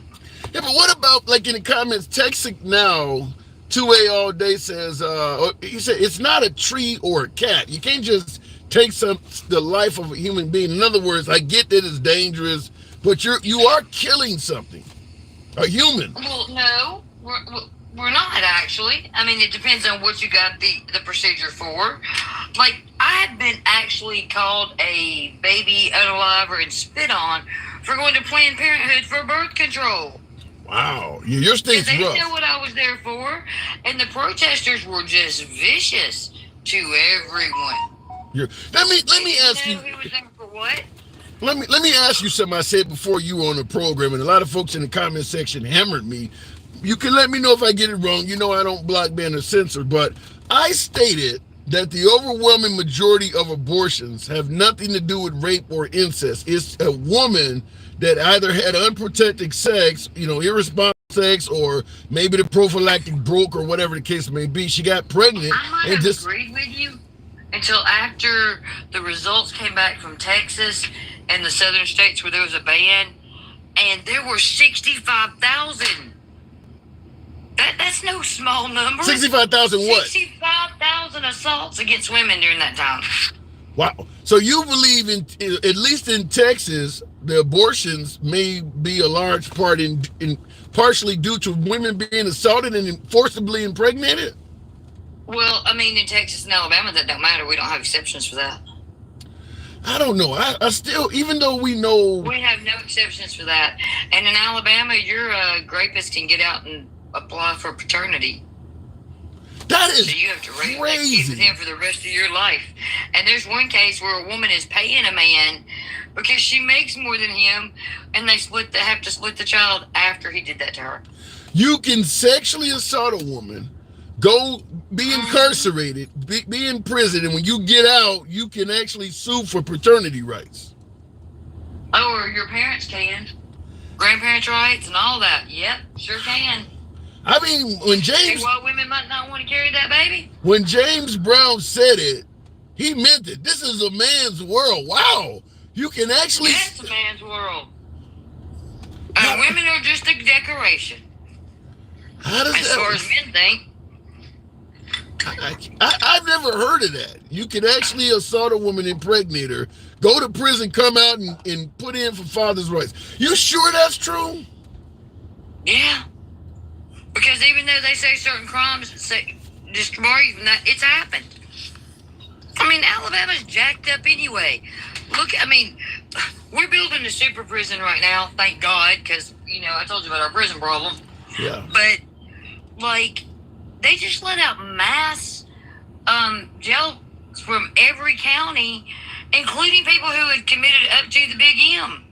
And that dude didn't even get an ankle bracelet. People were calling and complaining because red states don't handle their business. Yeah. No. They can't handle their jails. They don't feed their kids. I'd be curious to see that, though, what you're talking about, because Wayne on YouTube said, I live in Alabama, and I've never heard of this. So he's saying he's also in your state, and he's never heard of a rapist, basically. I mean, that's happened, because there was a woman that got sued for grandparents' rights. He went in, he couldn't have rights, but his mother and daddy could. And they sued the ever-living crap out of that woman. How can you sue for... A grandparent has no rights to the child? Yes, they do. What? You can't deny certain things. I didn't think so either, but I watched my friend go through family court. It is ridiculous. And they don't make men pay child support.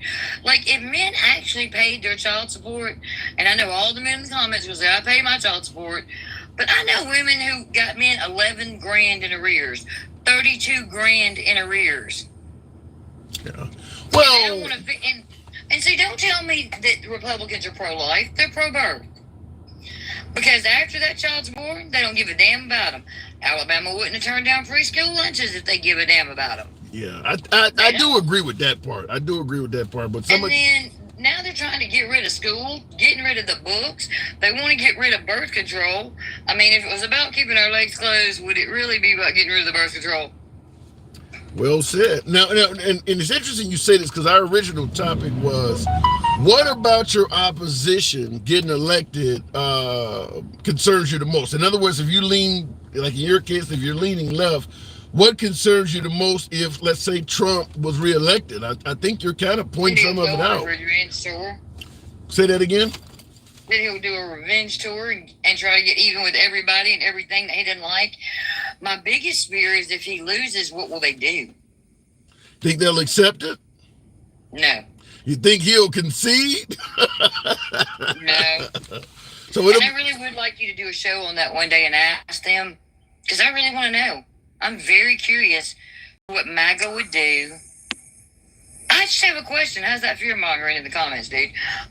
What they'll do if they lose? Because we saw what happened last time. It's a legitimate concern. Well, now that it appears as if the Supreme Court may deem Trump immune from anything that happened on January 6th. I'm not sure about that. I saw some of the questions. Yes. I'm not sure they're going to give him immunity.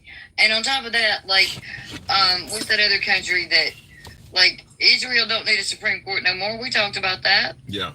Well, I mean, in regards to Trump's immunity case, no, I'm not sure they're going to give him blanket immunity. What they're going to do, though, is delay any type of ruling to after the election. I think they'll delay some of the rulings, but like this case he's in right now, it's criminal. It's not like these civil cases he's been sitting through, and he don't look like he feels well. You think Alvin Bragg? Do you think Andy must? You think that case could result in any type of jail time, though? Yeah. Really? Paying off a porn star. There's 34 charges, and they each carry up to 4 years. Michael Cohen got a year. Yeah. But I don't think, do you think it would make a difference come the election, even if Trump is sitting in a jail cell with 6 months to go of incarceration? I don't know, because like I said, I live in Alabama. I hadn't seen hardly any Trump flags. I saw one on a truck, and that was it. Like the ones you normally see out, I don't see any of those. And I'm hearing more and more people talk about RFK Jr. and less about Trump. How the hell is RFK? I don't know. Can you find that out too, Tim? While you're running these lists, can you find out what they'll do if they're losing? Can you find out why they're looking at RFK Jr.? Because doesn't he think the world is flat? I don't know, but in my opinion, if you like Trump, but the court cases have you befuddled, for lack of a better term, you had 9 other choices. To me, Ron DeSantis or Vivek Ramaswamy would have been taste great, less filling. You would have got everything you wanted out of Trump from Ron DeSantis or Vivek, at least about 80% of it, without all the court cases and all of this other stuff. I don't know why they didn't go with one of those guys. I don't either. And like, it's going to hurt the Senate races and the House races. They're not going to have any money. Yeah. Like the presidency is not the most important position technically. Like, I care a whole lot more about Congress. Because Congress has the ability to get things done.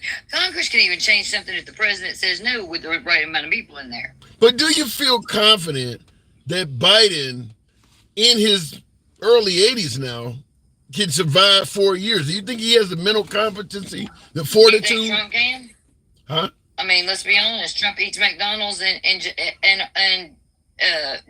Kentucky Fried Chicken. I mean, I actually think the man ain't got the best diet. His skin don't look so great. And did you hear how good President Biden sounded at the Correspondents' Dinner? Yes, he did. He did very well.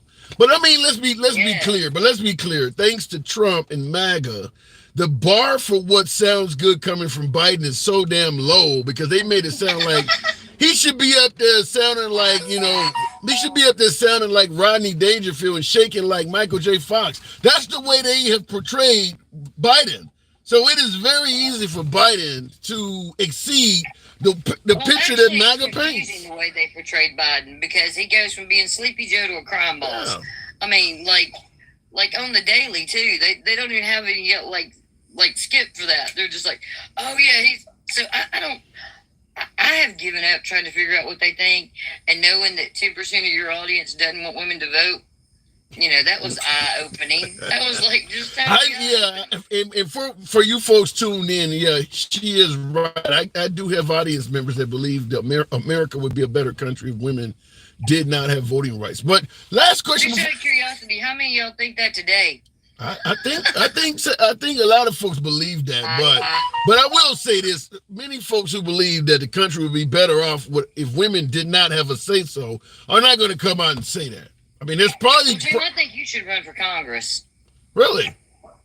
Yeah. I don't know. I might have skeletons in my closet. Sometimes when you run, I don't want them telling me I was suddenly born in Chad somewhere. So I don't know. But I'd entertain it. I know that the 80s and 90s will come back to visit me. Yeah.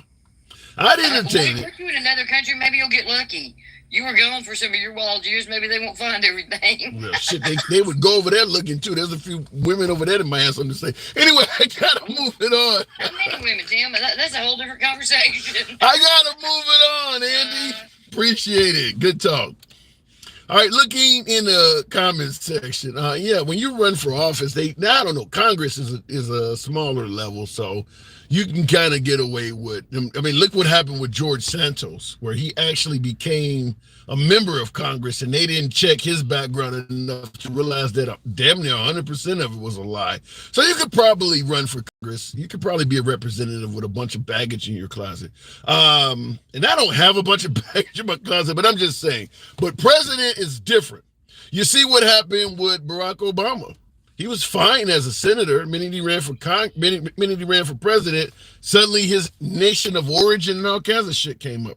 Same thing with Hillary Clinton. She was fine as a senator, secretary of state, run for president, and all of a sudden now you're abusing kids and drinking their biofluids. I mean, it just stuff starts coming out when you run for president. And I use this because you got the likes of Kevin O'Leary from Shark Tank and other business folks saying, well, Trump didn't really do anything bad in regards to Letitia James. He didn't do anything that other businessmen in New York don't do all the time, which may be true. But as I just stated, when you run for president, you can't get away with the same shit that somebody else has gotten away with, because they're going to go over Trump's finances considerably more than Kevin O'Leary's. So yeah, Kevin O'Leary may be correct. Businessmen in New York are getting away with this all the time. Yeah, because they're not running for president. You run for president, you're going to get treated differently. And that is probably because Trump was not a typical politician when he ran. That's probably one of his biggest detriments, is he didn't know how the system works. You're not going to run the country like you were able to run your businesses. People are going to ask more questions.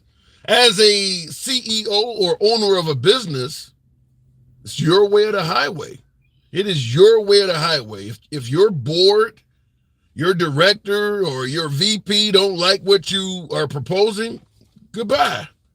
If you don't want to roll with us, then you're fired. Go work for somebody else. You can do that as a businessman.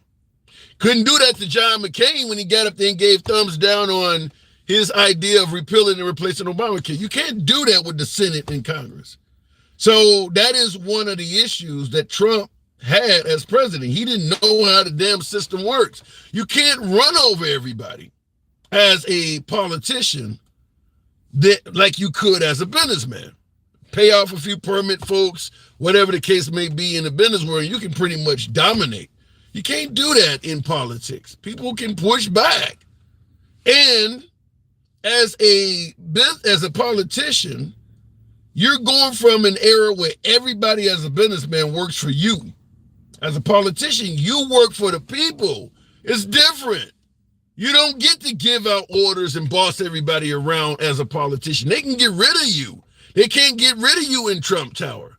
He wasn't familiar with that environment, and that's why he had a lot of problems. Folks say the country needs to be ran like a business. Not when you believe the people lead. In a business, the CEO, the head of the company leads. In a democracy, the leadership is with the people. It's backwards. And Trump didn't seem to realize that. You now work for the people. They don't work for you anymore. And he still doesn't seem to get that. He still seems to think that we work for him, not the other way around. If we say you're doing this wrong or you're doing that wrong, and you don't adhere, we're going to get rid of you. You used to be able to get rid of us. I don't think he's gotten that. Gen X, every time I hear her voice, I crave a sandwich. That is Gen X, friend of the program. Thank you for the super chat. He's referencing my last caller, Andy, because Andy stated, you have viewers that believe women should not even have voting rights. Gen Xer is one of those viewers that does not believe women should have the right to vote, believe the country was doing much better when women weren't interfering in our politics. So he just stated every time he hears her speak, he feel like he should have a sandwich. In other words, go in the kitchen to make me a sandwich. So look at it in the comments. Wow. By the way, Gen X, wow. The United States military is stronger than ever today. Thank you, Joe Biden. Theodore McPhail. So you think Biden is a better president for our military than Trump? Because Republicans is usually who the military tend to favor. Because a lot of times the Democrats are the ones that shrink the military. Oddly enough, Trump is the one talking about getting us out of overseas involvement. But going back to the box, we'll continue on with the HR Gator asking that question. And what is so bad if your opposing candidate got elected in November? Oof. Okay, you want a list? All right, let's do a list. Very handsome. Which way you lean, left or right? Oh, I'm leaning very left. Very left. I wish that I could lean more in the middle. That would be my happy place. So what's so bad about Trump? Oh, it's a list. Okay. I've been thinking about this, and I've been listening to the live, and I've been listening to a lot of people's lives, going on right now, obviously. And my main question I always come back to is, what are we willing to do to help ourselves? We keep depending on our president. Can't do everything. We're going to flip-flop back and forth every 8 years. We're going to flip-flop back and forth, okay? Okay. What are we willing to do? We went through COVID. So you're either not willing to wear a mask, not willing to wear a mask, not willing to get a vaccine, not willing to stay home. Okay, what are you willing to do? You don't want women to have abortions. Okay, so what plans are you putting into place to help care for those children afterwards? Because see, the problem is that they tend to just quit caring about them the second they're here. You don't want to talk about handouts. But wait a minute, let me interrupt. You mentioned COVID and the mask. And by the way, folks, tap the screen now that the live is back up. It'll help out the algorithm. Give me on up to 25,000. We still got about 400 of you in here. So on TikTok, tap the screen, smash that like button on YouTube. How do you respond to folks on the right that would suggest during the era of COVID, the pandemic, masks were not even effective? Some people believe the mask didn't work. Well, I would ask those people to think about any time they've ever been laying on a surgical table their whole entire life and someone's been standing over their open body cavity and all they had between them and their open body cavity was that little blue mask. You know why? Because it just keeps some germs out. It protects the person laying on the table. It's not protecting the person wearing that mask necessarily from getting anything from the person laying on the table, but it's helping that person on the table. So if we could help, not solve, not eradicate, nothing, just help. So so like in the comments, a few folks are saying something is better than none. So that's what you're saying. Yes. Is that okay? Yes, all right. if it will help, if it will contribute to a solution. So we none of us have the answers. None of us have been alive during a global pandemic. This is all of our first. It's the world's first at one time. Everyone alive on this planet essentially probably has been alive during this. It's probably most people's first time. So we don't have a manual, probably should, don't. Nobody's on the same page. And when it comes to things such as COVID, abortion, Ukraine, everything, my base question I keep coming back to is, okay, well, how do you want to contribute to a solution? Well, in regards to what you said about COVID being a novel virus, none of us have ever experienced this before.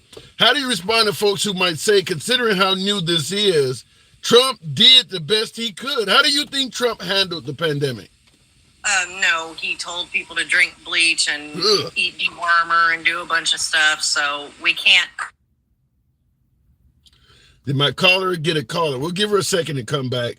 We did tell someone, threw it out. Too deep, I don't quite get that. We'll give our caller a minute. I think she may have had a call. Stop it with that BS. Said, well, I mean, obviously Trump was on video saying something about disinfectant and bleach. I'll let you interpret it how you want. HR, are you there? I'll let you interpret it. Okay, you got major echo. Okay, I'm gonna have to move it on because I can't even understand. Yeah, there's so much echo there, Gator. I don't know what happened. This that says EMT Missy or something like that. You're saying no, he did not. I mean, there is a video of Trump using words about, using the words disinfectant and bleach. What was he talking about? Those words came out of his mouth. You can tell me maybe the context, or folks are saying it in the wrong context, or whatever the case you want to say. We can discuss that. But the word bleach, the word disinfectant did come out of his mouth. And it was at a discussion on COVID. He did use those words. So what was he saying? Lights. I see somebody said lights. Those words came out of his mouth. Trump canceled the funding for medical supplies that Obama left approved. And that also happened. Which is why some folks believe that Trump did not handle it. Now, here's an interesting point before we go back to the box. And thank you folks that are tapping the screen. We do run an uncensored program here. You are on a backup page for you folks on TikTok. Get me on up to 30,000, 400 plus of you still remaining. The interesting comment comes from Pikachu. No, not Pikachu. Bobby Covino. This is a really interesting comment because it makes me wonder. I'll read the comment. But yeah, certainly tap the screen. Get me on up on a like. Smash that like button on YouTube.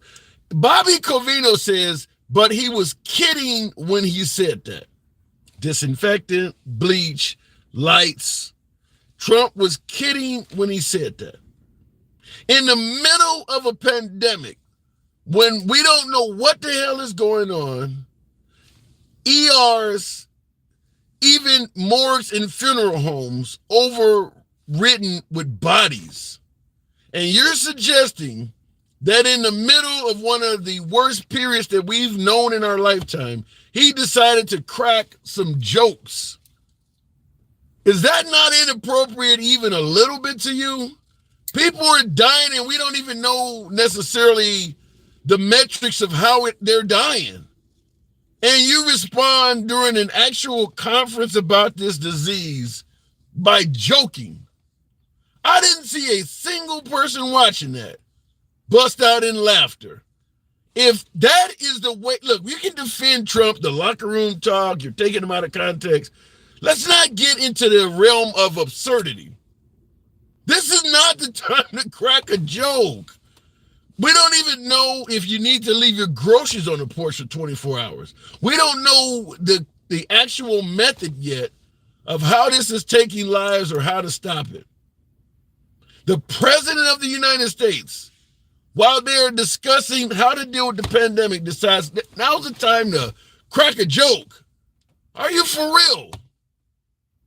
That looks about as much, that is about as immature in terms of leadership. Now, I don't believe Trump was cracking a joke. I don't believe that. But the idea that you're trying to use that to defend Trump, in my opinion, that actually makes him look a lot worse. That is not the time, as the leader of this nation trying to get us through something that is incredibly deadly, to crack a joke. That is just not the time for humor. Wow, is all I can say. Looking in the comments, and they had about 2,000 deaths that day. Yeah, crack a joke. Wow. Why are there no discussions on Biden? That's the whole program, Susan. What is it about your opposition that concerns you the most? If you were on the program, Susan, that would be Biden. That would be the time for you to discuss what about Biden concerns you the most. Now, most of the viewers that have come on tend to lean left, because my YouTube audience leans right, and I don't know, I got to get it on my TikTok audience, but I'm still, in regards to the comment that he made a joke about the bleach or disinfectant. Wow, really? That is crazy. Trump thought he was smarter than the extras and said these stupid things. Yeah, he did say, I know more about COVID than anybody. He actually did use those words. He said the same thing about the war in Afghanistan.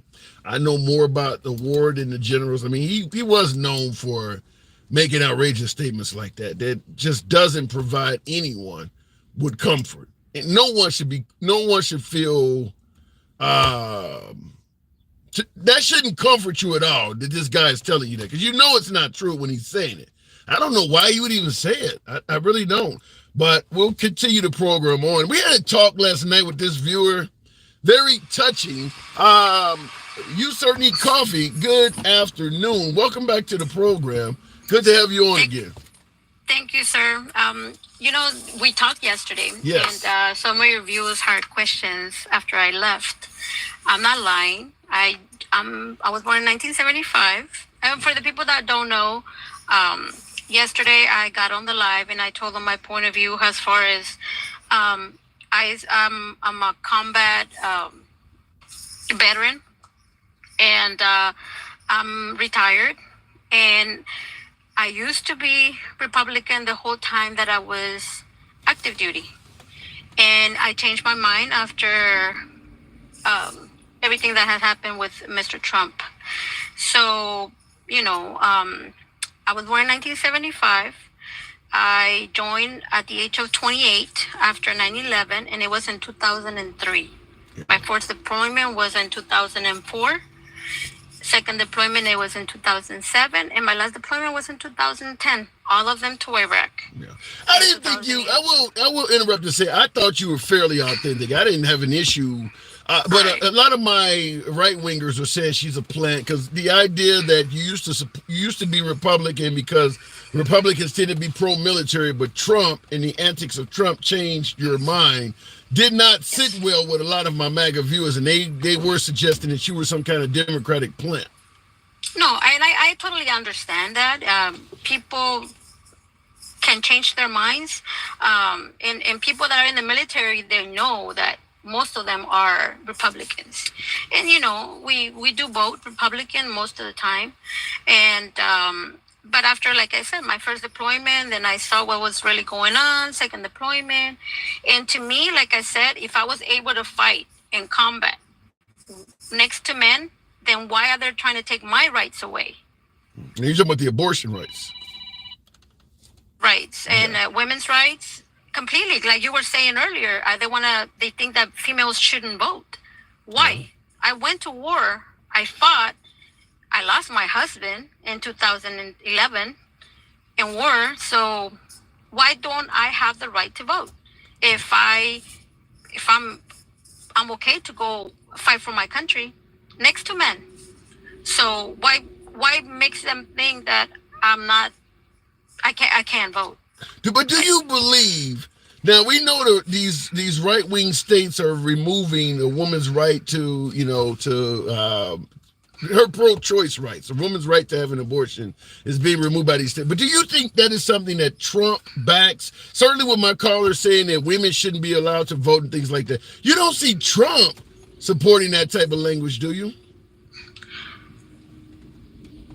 No, okay. I haven't heard him say, like me personally, I haven't said it, but he represents the whole Republican Party. Yeah.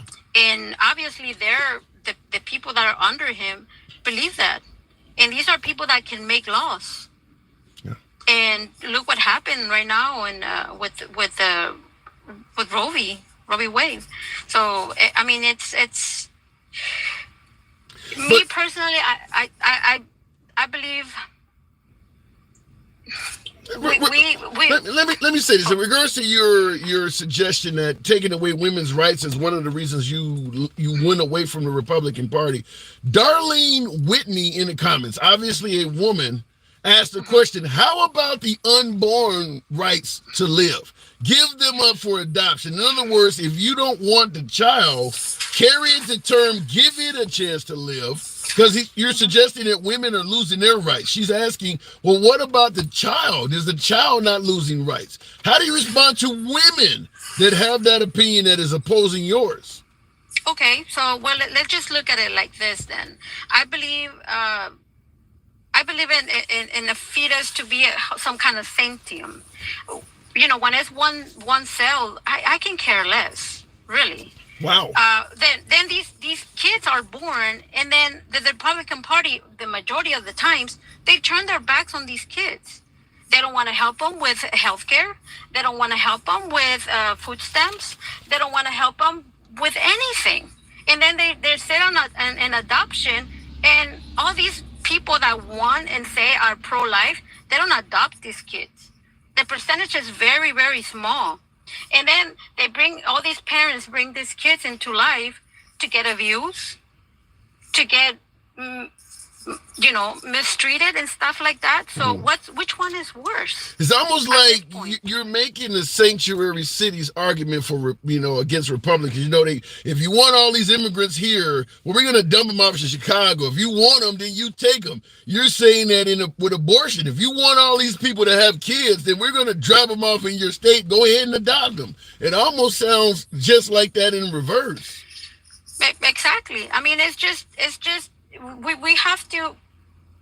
I went to war to fight for women's rights, and for them to take it away, it's just like a slap in the face. All these countries used to be at one point westernized, and then religion and women's rights were taken away, and other things came into politics, and look at what they are right now. That's not what I want for my country. Especially they want to take away women's rights. But do you believe that if the Republicans got their way, now in regards to my viewer Darlene Whitney saying, well, what about adoption to help the baby? Do you believe the Republicans would be willing, because folks in the comments are saying that, look, there's a waiting list to adopt children. In other words, there's plenty of folks looking to adopt. Do you believe those children, if we ban abortion and these babies are starting to be born, do you believe there's enough folks to adopt them all? I don't think so. I really don't think so. The majority of these people go out of the country to adopt because it's easier, because it's cheaper, because all these different things. So if they really want to, they could still try to help our people. And I don't see it. I really don't see it. I mean, you turn their backs as soon as they're born. Because the Republican Party, how many times they have tried, and then they got said that they want to take away food stamps. Yeah. How many times they have said they want to take Medicare away? I mean, in Project 2025, Trump talks about taking retirement away, Social Security. How can he do that? So what do you just research? He has a lot of Republican congressmen that want to do the same thing.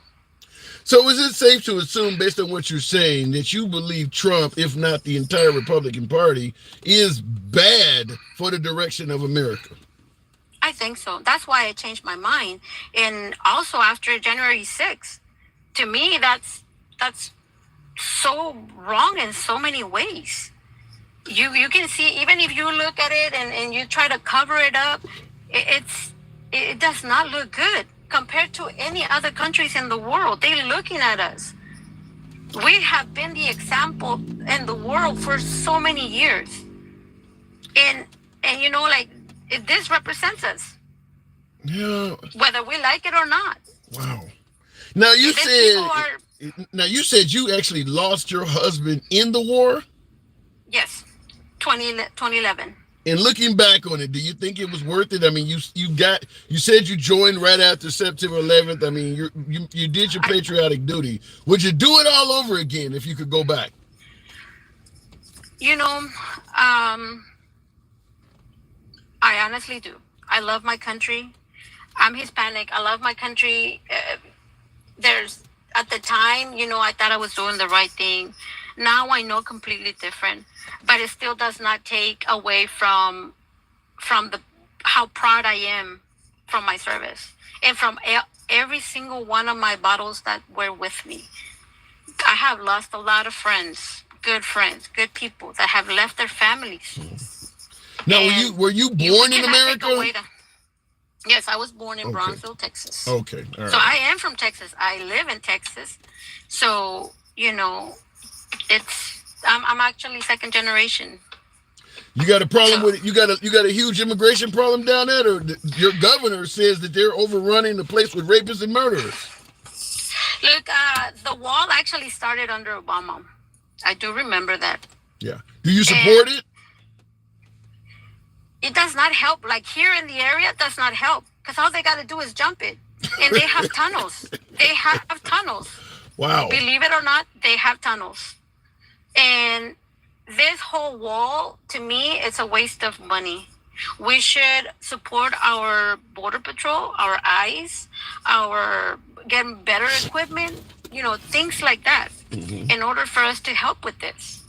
And I can even send you pictures. There's nothing going on at the border for such a long time. It has never been more than maybe 100 people. Not many coming through Brownsville, but is that possibly because your governor is pretty tough at the border? Maybe they're coming in through New Mexico or Arizona now. Your governor is pretty tough. Well, now, yes. But even before, when they were talking about all this crisis, it was never like that. It was never like that. Maybe he's just in Brownsville, but it's not. You see people here and there, but it's never like to the masses that they're talking about hundreds of thousands of people, or even more than 200. So why do you think, if what you're saying is true, why do you think they're hyping up the numbers then? Because it's politics. It's that's what the rhetoric on the Republican side. It's going on. That's their main point right now. Even if you talk to every Republican, the first thing they're going to say is, the immigration. That's the first thing they say. Yeah. And if people really think about it, even if undocumented people are here, they're putting towards also our Social Security and retirement, and they're not taking any of those taxes back. A lot of these people work with a different name or whatever, but all those taxes that they're paying into the system, guess who's taking advantage of that? We are. Yeah. I've heard that many times before. I do got to move it on coffee. Good talk as always. Thank you for coming back. Thank you. Thank you. And if you need anything for me to send my DD 214, I'll just cover my personal info. But I'm not lying, people. I'm not lying. Don't worry about it. But you're welcome back anytime. You're welcome. You're welcome. You're welcome. I don't think she's making that up. I had a lot of callers last night that did not like her when she went and started saying she didn't like the Republicans because of Trump and how she used to vote Republican because she, believed that they were pro-military. And all of a sudden the antics of Trump caused her to switch parties. My audience, particularly on YouTube, tore her up. They did not like that. Looking in the comments, by the way, I had a viewer with a super chat I didn't want to ignore. Red Beard states, John Fetterman, he's the senator over in Pennsylvania. John Fetterman is proof that your brain gets stronger and recovers from trauma. You become more conservative. Love you and love the stream. Thank you, Red Beard. I don't know. You're telling me an older person that has a stroke or some type of major mental trauma is more likely to vote conservative? I don't think it's due to brain issues. We know Fetterman had, I think he had a stroke or something like that. I think it's just getting older in general make you more likely to vote conservative because conservative principles favor older folks. Their stuff favors older people. It's a more traditional mindset. You know what they say, old dog, you can't teach an old dog new tricks. The younger crowd is progressive. They're open to change. They're not trying to keep the country the way it was in 1776 all the damn time. They're willing to say this group is no longer like that. Maybe we need to understand that they're evolving. Maybe people no longer think this way. Maybe the way we used to do things is not right. The younger crowd is open to change. The older crowd, hell, I know getting older my damn self. I don't want to learn some of the new things that they are always focusing on. It's harder to teach an old dog new tricks. So the older you get, I do believe some conservative principles began to sink in more. Certainly also to finances and things like that. When you're younger, you got a lot of time to recover financially and things like that. When you're older, it is what it is. I also believe the conservatives are more favorable to the haves than the have-nots. The liberals are more favorable to the have-nots than the haves. Which group is more likely to represent the haves versus the have-nots? The older you get, the more you've accumulated. So there's a lot. When you watch Fox News or right-wing networks, look at their advertising. It's pretty obvious that they are catering to older people. They're selling gold. They're telling you how to move your retirement fund to a Roth IRA and things like. Somebody who's in their 20s ain't listening to shit like that. I mean, so yeah, the younger crowd, pro-choice, pro-marijuana, not big fans of police. I mean, they're pro-LGBT. All of these things that the conservatives are against. So it makes sense that the younger crowd leans left because the right goes against most of the issues they're concerned with, which is why higher voter turnout usually is not good for the right, because the younger folks don't normally engage in politics. If something comes up and it causes the young folks to show up at the polls, that's going to be bad for the Republican Party, because ain't none of them hardly voting for the Republicans. They don't favor high voter turnout like that, because the younger crowd, yeah, they're voting left. They're going to vote left. Looking in the comments, though, how much is Trump paying me? Trump don't even pay the people that actually work for him, Tom T. How much is Trump paying me? Zero. And just the simple presence of the damn hat has half of the people of color calling me an Uncle Tom. So he's paying me zero, but I do appreciate your input. That's not true. They will take votes away from Biden when they vote for RFK. Most young folks ain't interested in no RFK. It ain't going to happen. I appreciate the sentiment, but fact is, if you put a bunch of, you put 1,000 average folks under 30 in a room together, town hall style, have them write down, the 5 or 6 biggest issues they're concerned with in terms of the national election. Maybe you could do the same thing with minorities, black folks. Put a bunch of them in a room, town hall style, ask them what most concern you. RFK ain't talking about none of those issues. Nobody in the young crowd is going to be talking about COVID and vaccines and all that. RFK fits the Alex Jones crowd, the Tucker Carlson crowd. I don't think the younger Americans are going to support RFK to any significant degree. He's just not covering the issues that young folks are concerned with. I mean, what is his stance on marijuana? What is his stance on, I believe his stance on Israel it goes against what a lot of young folks think. What is his stance on the LGBT community? He don't even talk about that stuff. I don't think nobody's looking at RFK. Looking in the comments, and that is a good point. Does it matter? Says his own family does not support him. So that also does not help him out, that your own inner circle is coming up and saying you're not the guy. No, RFK is not gonna, he's not gonna take the young votes. He's a science guy. He was just on Bill, maybe, but I'm just simply saying that's the younger crowd is not interested in what RFK is pushing. It's not resonating with them. Going back to the box, it could change, but right now he's not talking what people want to hear. This is worthy of discussing, because this is the man who believes women should not have the right. He is a friend of the program, subscriber, so we definitely want to hear from him. But this is an individual that believes women should not have a right to vote. So this could get to be interesting. Gen X, good afternoon. If the box brings you up, and I want to know if the box, Gen X, why do you believe women shouldn't be able to vote? Hold on, let me turn you up, Tim. Can you hear me? Loud and clear. Okay, all right. Now, what was that last question? Why do you believe women should not be able to vote, or how America would be better if women didn't vote?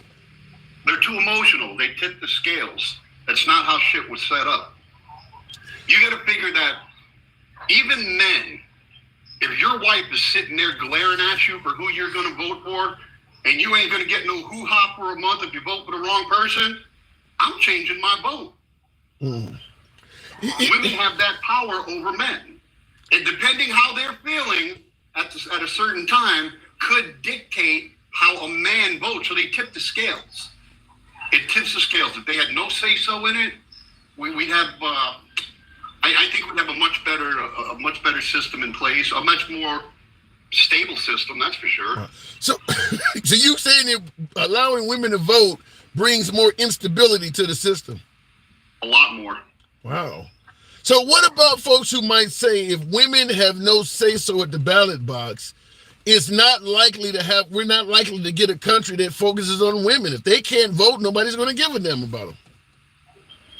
I I don't think that's true. Why not? I mean, if I'm not worried about the female opinion, when it comes to me passing laws, I'm not going to give a damn about females that are coming to my office to protest because you don't vote anyway. I don't believe in taking women's rights. I think women should have the same rights as we do. I just don't think they should be in politics. I think we should venerate the American housewife. We should push more for families and the nuclear family. That's where this country went to shit.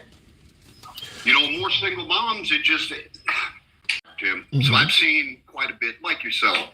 And it's gone downhill. Now you've got, man, I can't say a lot of shit because I don't want you to get you banned from TikTok.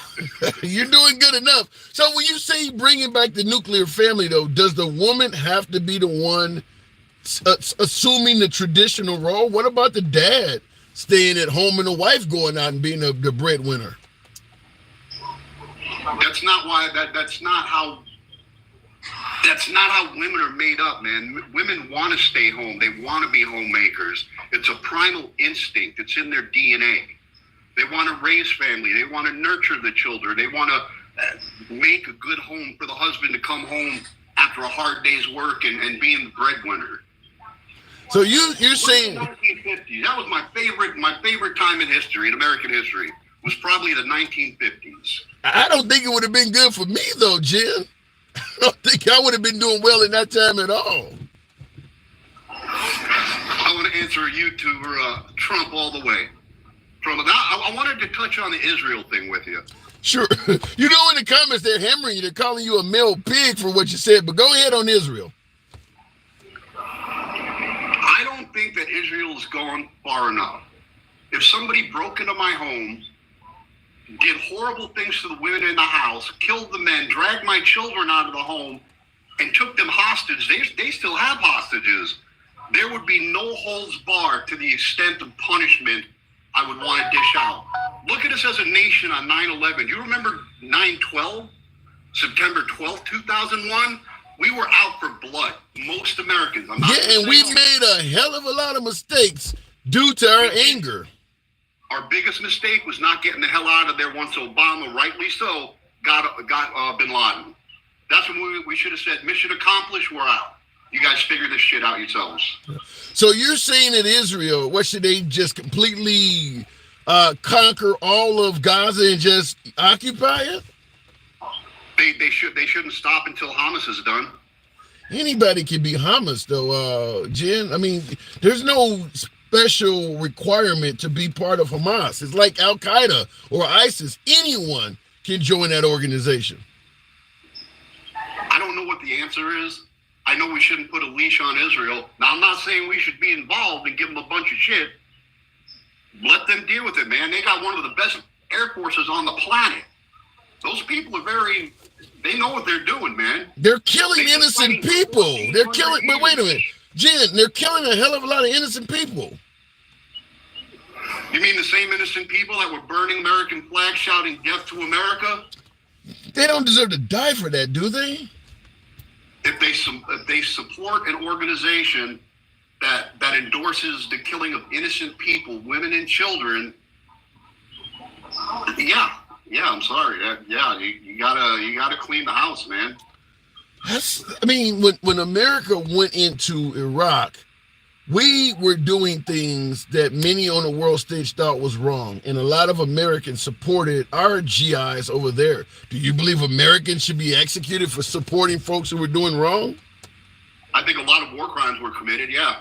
Yeah. So that means any American is a lot of war crimes, sure. Yeah, but I don't know. I think you're being a bit harsh on that. Well, what's the answer? What's the other side of the sword? Ceasefire. A ceasefire. Ceasefire until they do it again, and then what about when they do it again? Should they just stop after their first offensive? Well, the problem is you're never going to get rid of 100% eradication of Hamas. You're just like we didn't do with ISIS, Al Qaeda, Taliban, or any of them. You're never going to get if that's the goal. Is to completely eradicate Hamas, you're going to end up killing a lot of folks that don't deserve killing. A lot of innocent people die in war. Yeah, but at this point, it's not an act of self-defense, Jen. It's not. They're just killing for revenge. Again, I don't have all the answers. I don't think that what they're doing is wrong. I don't endorse killing women and children. I think that's kind of fucked up. But I also understand where they're coming from, man. You know, they want to try. They want to arrest, or they want to issue a warrant for Netanyahu. Yeah. They were talking about it last night on one of the news channels. Yep. Our allies, the International Criminal Court is looking to issue a war crimes warrant for Benjamin Netanyahu. That's not America. That's our allies. We are the only nation that has your mindset, where we're a little bit hesitant to tell Israel to stop. All of our allies, all of NATO believes that Israel is going too far with this. Why do you think that is?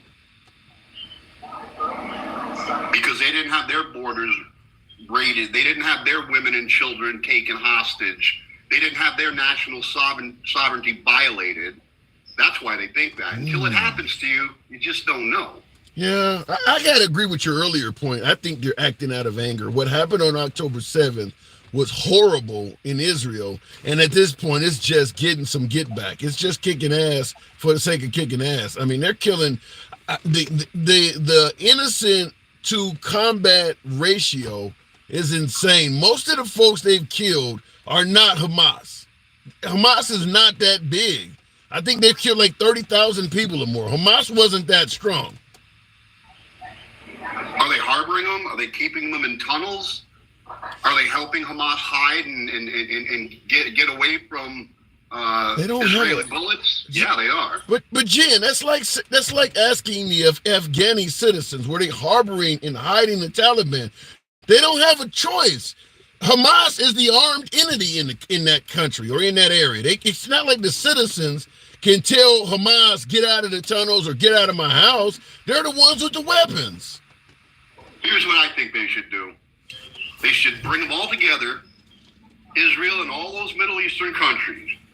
Give everybody one short-range tactical nuclear device and say, look, you boys get to do this one time. So choose wisely.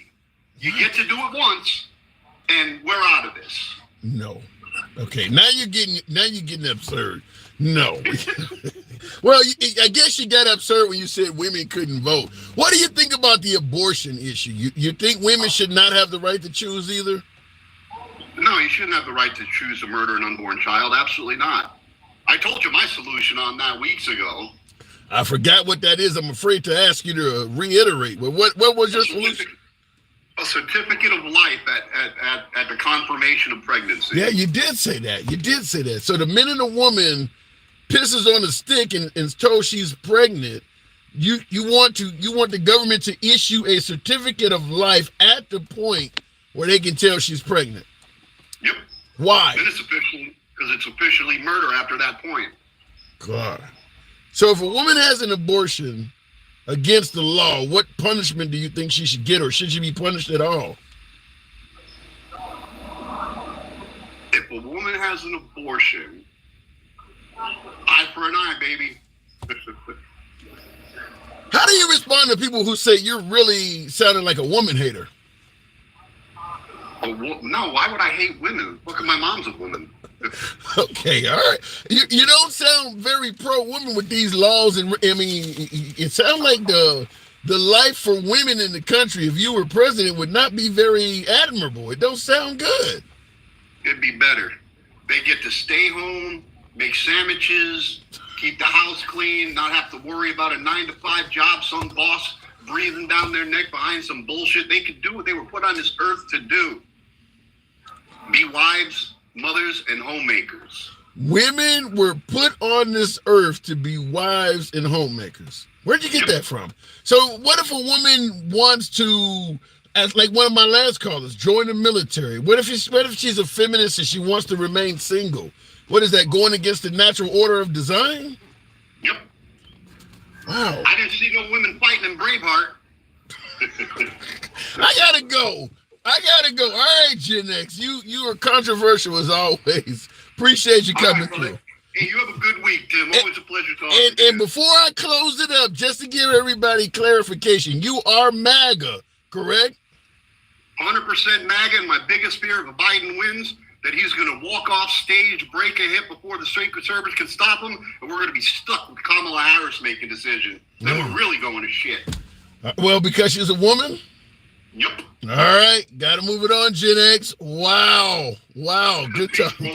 Good talk. Gen X, always welcome back on the program. He's a friend of the program. I don't agree with any of that, but I do believe in free speech. I do believe in uncensored speech. You're going to hear opinions you don't like. When I say we go left of Bernie Sanders to having dinner with QAnon, we mean it, folks. This is an uncensored program. Ernie B on YouTube wanted to ask, do you think that women not staying home has something to do with society falling apart, the complete lack of morals?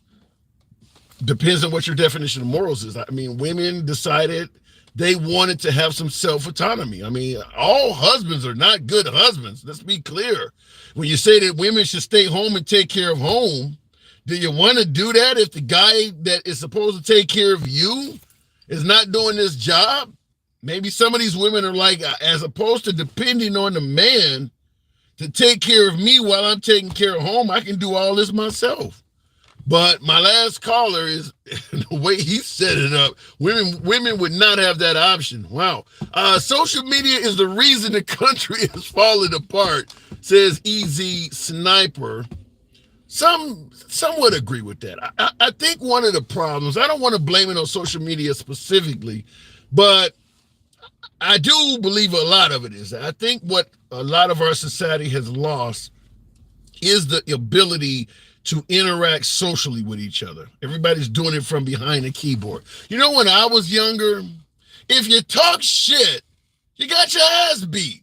If you went to somebody's face and said something insulting or somebody punched you right in the face, when you're behind a keyboard, you can say all kinds of stuff and get away with it. We didn't have that option coming up as a kid. You had to be responsible for the shit you said. So that is one benefit. Another benefit of the previous life, when I say the ability to interact socially, in addition to being responsible for the shit coming out of your mouth, dating and relationships. We had to meet the person, in the flesh. We used to call it running game or hollering at a chick or whatever, but you had to actually have that social skill. You had to run some game on her, ask for the phone number and do all of that. And then after she gave you the phone number and you called her, you had to step your game up even more to get the booty. There was some effort behind that. Because of social media, we completely skipped over the phone number part because you already got contact with the bride online to begin with. So you already have the phone number of every stranger you want to holler at because you can access her on social media. We didn't have any other way to contact. If I saw a cutie on the street or in the library somewhere, I had to get up an ability to call her later on. I couldn't just go on Facebook and send her a random dick pic in her, instant message. Kids these days don't realize the work we had to put in to get where we needed to go. It's a big difference nowadays. We had to run some game. Anyhow, see, Afla, what does it say? Afla says, don't call them broads. Okay, chicks, women, dames, you name it. It's all in respect. It's free speech. But no, I don't mean it as an insult. But you had to run some game on the female species to connect. You didn't just get to go in there, go on their instant message and send something to somebody who you've never met. We walk up to you, run some game. If you failed at it, you try it again with somebody else. That was how it worked. You were able to handle rejection. Nowadays, you reject a dude, he damn near want to kill you. They don't handle it the way they used to. I do believe that the lack of social interaction among citizens, even students, even kids, don't interact the way, we used to go outside and play ball all damn day and stuff like that. They actually play it on a video game. You're not playing ball. You got a freaking headset on over your head and you're talking to somebody on another part of the country and you're pushing buttons. That ain't playing ball. So it's different now. It's just different. Looking in the comments, Dude at 70% loading on the way to being Uncle Ruckus, says Lojo. I don't do a program. I don't get through a program without somebody calling me an Uncle Ruckus, a Sambo, an Uncle Tom, sellout. I think it's generally they see the hat, they don't use their ears, and they come to the conclusion. I get it on every program. I do appreciate your input. It is what it is. But moving on, women are more likely to vote on emotion rather than facts, says Ruth Ray. Now, that's a woman. So, Ruth, on YouTube, are you suggesting that women, because they're more likely to vote on emotion rather than facts, should not be able to vote? How about the notion that men are more likely to vote based on aggression than emotion? Fear-mongering, maybe hatred, maybe discrimination than women. There are some pluses to having an emotional psyche. Sometimes emotion makes a difference. I don't know if emotion is a bad trait to have. I don't know if I want to replace emotion with lack of empathy. I had someone on the program earlier that said it would be better to fix the potholes in the street with American money than to save lives in the Ukraine. That's lack of empathy. I don't know. I'd rather a little bit of emotion be added to it. I don't know if the women, the aspect of woman is all that bad. Now, my last caller, before I go back to the box, my last caller was saying, you know, women need to be where they were. They were designed by God to do certain things. Nuclear family, take care of the man, the household, whatever. Well, what about the notion that we all have a yin-yang approach where, you know, women complete men and men complete women? Perhaps emotion is a way to complete the aggression of men. A lot of men would probably be serving the rest of their lives in prison if some woman didn't get behind him and tell him, baby, that's enough. He's out of the fight. You need to stop. Maybe you need to sit down and count to 10 before going over his house. Why is emotion a bad trait to have? I don't know. Lack of emotion could lead to 1930s Germany. I don't know if emotion is a bad trait.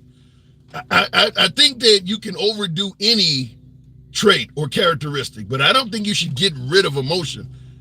That starts to sound like lack of empathy. Going back to the box, continuing, I seen RDL was on hold there. Good afternoon, RDL. I think women are all communist sympathizers. That's crazy, Buttermilk. I don't think all women even know what communist is. RDL, good afternoon. Hey, how you doing, Tim? I'm doing good. Women not having the right to vote. What say you? Tell my wife that. No, man. I've been married 31 years. She got the right to do whatever the hell she wants. You know, and you're talking about just now. I mean, I was out mowing my lawn. I actually got back in the truck, and there I come. But you were talking about having a woman behind you saying to stop. You know, that's exactly what happened to me, man. Oh, really? I was an alcoholic and drunk, crazy. Never, man. I was heading to prison or death, you know. Yeah, there's a lot of men. There's a lot of men that owe the straightening up of their life, owe their whole lives to the emotions of a woman looking out for them, trying to protect them. So, yes, sir, man. Yes, sir. Yeah. I know it happened for me. You know, I don't know where I'd be if it hadn't been for her. Yeah. You know? Yeah, I don't know, but do you think she belongs in the kitchen taking care of the house? No, hell no. I would never tell her that, man. Yeah, you probably wouldn't make it to the 32nd anniversary saying that. I've been married 31 years, and she's a strong, independent woman, always has been. She'll be out planting flowers when she's 99. I guarantee you, man. She never stops. Never stops. That's good stuff. So let me ask you now, you lean left politically or to the right? You lean left, don't you? Yeah, I do. I do. So let me, because what we were talking about at the beginning of the program, What is your biggest concern if your opposition gets elected? So in your case, it would obviously be Trump. Do you have any major concerns, or maybe it's just Republican politics that you don't favor some of? That's fair enough. Do you have any actual major concerns, though? Things you're truly worried about if Trump were to become president again? I don't know, man. Not really. Okay. I think he's a blowhard, I think he's just talking out his ass. I don't know. I think we talked about this before, and I said, if he wins, just let him do his 4 years and go away. What more damage can he do in 4 years? I don't think he hurt us bad in his first term. Really, I honestly believe that if it hadn't been for COVID, he'd have been elected again. I do too. Yeah, but do you think Biden is doing a good job? Man, that's hard to say. I mean, I know Biden doesn't make the grocery store prices and all that kind of stuff, but I just think that maybe he could do more to lower prices or something. I mean, inflation went up again last month, I don't know. Why not vote for Trump? Why not vote for Trump then? Well, I don't know, man. Trump is a narcissist. I don't know, to be honest with you. I don't know. I said I would never vote for Trump. But why not? Under Trump, a lot of the complaints you have about inflation and things like that, we weren't dealing with. We weren't close to World War III. It sounds like you might need to consider Trump. I would consider a Republican if it was anybody but Trump. What other than the narcissism? Because you said you don't see Trump being that bad, you don't have any major concerns with him, other than the fact that he's a narcissist. And by the way, most politicians at that level have at least a little bit of narcissism. What's so bad about him? Why not consider him again? I mean, you have issues with Biden. I think my biggest issue is January 6th. Okay. I think the man tried to steal an election. I really do, with the help of some other congressmen and stuff like that. Congresswomen, I do believe he. Why didn't he just freaking concede and then run again? Why? Yeah. There's nothing to stop him from running again. He's doing it now. If he would have just conceded and went on, I probably would vote for him. To be honest with you, okay. I don't know. It's hard for me to vote for Biden. I hear him. You go on these lives and you hear all these people talking. How good he's doing, and he's done this, he's done that, and I don't know. There's a lot of I live in Georgia, man. I live right outside of Augusta, Georgia, where the Masters is played, and there's a lot of construction going on down here. The road I live off on, they're widening it right now and doing a lot of stuff like that. But they're always doing shit here in Georgia, But yeah, man. I think if it wasn't for Trump, if it was any other Republican, I probably would vote. Well, in the comments, Michelle Durham, and wow, I got to give a shout out to all my female Republicans. I always do this because I'm amazed at how, because we keep hearing that the liberals are going to get the women's vote. I get a lot of female Republicans and female MAGA. Michelle Durham says a lot of people don't want to admit they were wrong about Trump. It sounds like you might be in that category, RDL. You sound like you're softening on Trump. No, I don't. Just like I said, if it wasn't for J6, I think Trump would be all right. I really do. But I think the man should have conceded that he lost. He should have, held up like a man. It's just like a bet. You lose a bet, you pay up and you go on. And that's what he should have done. And then ran again, and he probably would win hands down. I think he's going to have. I don't know, man. I got a good feeling he's going to win. I do. But it doesn't sound like you say you got a good feeling he's going to win. And by the way, folks, tap the screen. Get me on up to 50,000. I see Carol. Carol in the comments said, "Got to block you, bro." Oh, another one bites the dust. I can't win them all. But it sounds like listening to you, RDL, doesn't sound like you would be that unhappy if Trump won again. I don't know, man. I don't know. I'm not going to, really, I ain't going to give a shit, to be honest with you. It's like I said, if he does win, man, let him do his 4 years and move on. I don't know. I'm listening to you talk. Might I interest you in a hat? You sound you sound like you're almost there. Oh man, I tell you, no, I'm definitely not MAGA, man. Yeah, I tell you, like I said, you know, if it was any other Republican, I probably would vote red this year. I would. I think so.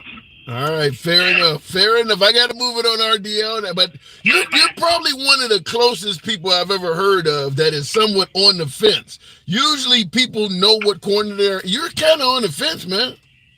Yeah, I am on the fence. You know, like I said, if it wasn't Trump, I would vote Republican this year probably, because I think something's got to be done, man, with this economy, with frickin' China and Russia. So it's safe to say, listening to you, that you don't believe Biden is doing a good job. No, I don't really think he is. All right. You know, and I don't think it's. I mean, I think his age might have something. I know. You watch the guy. Watch the guy walk and talk and just, you know, he looks like he never blinks. And he just, you know, I don't know, man. I don't know what Biden's going on. I need you to repeat after me. Trump 2024. I can't do it, Tim.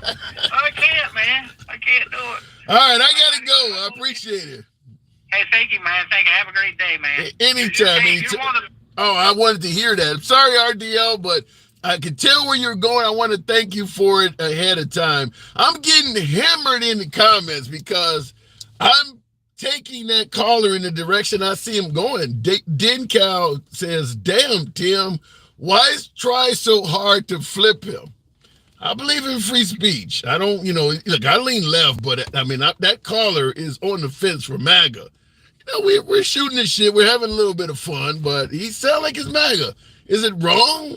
Did I cross a line by suggesting that perhaps he needs to flip? He sounds like MAGA in the making. He doesn't favor Biden. Okay, fair enough. Thinks Biden done a poor job. He's close. Gen X says, let's get rich selling repeal the 19th hats. Repeal the 19th. What does that mean? Repeal the 19th. What does that mean? Handsome for president, says the Blue Baron. Okay. The entire world laughs at us because of Biden. Tracy, well, I don't buy the notion that the entire world is laughing at us. For the simple fact, people keep bringing up that Trump was on the world stage and a lot of world leaders laughed at him in the building. Remember, he said, I wasn't expecting that. Like, literally laughed at him. So the idea they're laughing at Biden when there's actual video evidence of them laughing at Trump doesn't make sense. They did laugh at Trump, and it's on video. So I don't know if you want to bring up laughing at Biden when there's evidence of them laughing at Trump. Chow sniffer for Biden. Okay, all right. Big Rooster Show, thank you, says teach them, brother. All right, Big Rooster. All right. By all the metrics, Biden has done better than Trump, says Obex. So by all the metrics, economy, now we could talk about global affairs. I don't know. Has Biden exceeded Trump in all of the metrics? I don't know. We'd have to really sit out and compare some of the metrics. I don't know if that is true. Continuing on with the program, we'll keep it moving with Learn Auto Body. Good afternoon. Welcome to the program. If the box lets my caller up, well, maybe not. Okay, I don't know what just happened there. We'll move it on. I was trying to bring up Auto, but we'll go with Clinton Walston.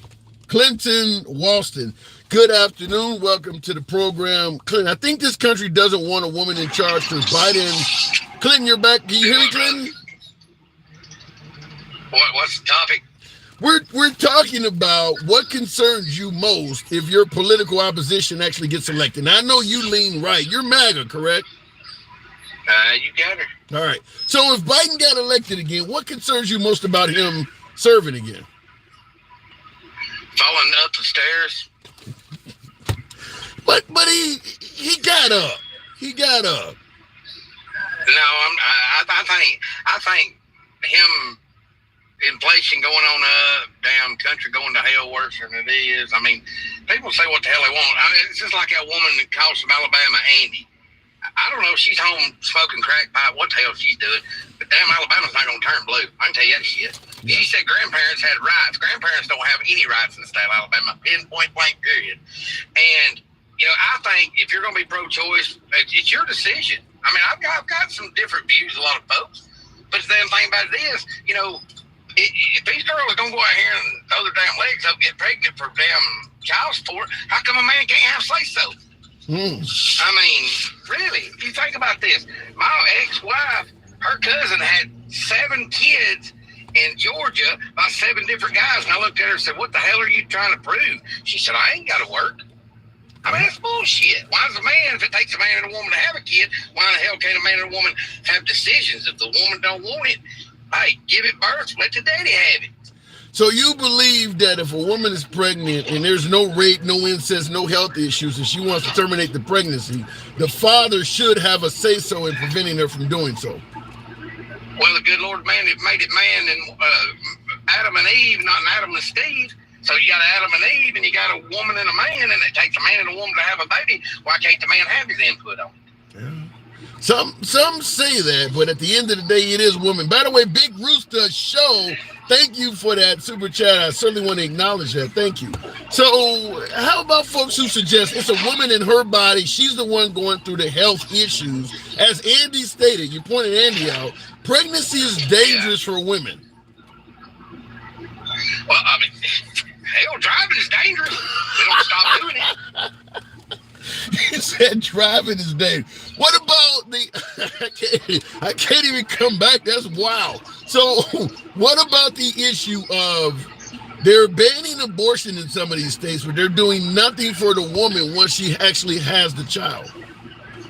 Well, there you go. Take the money from Ukraine, give it to unwed mothers that don't want to have their kids. There you go. Okay.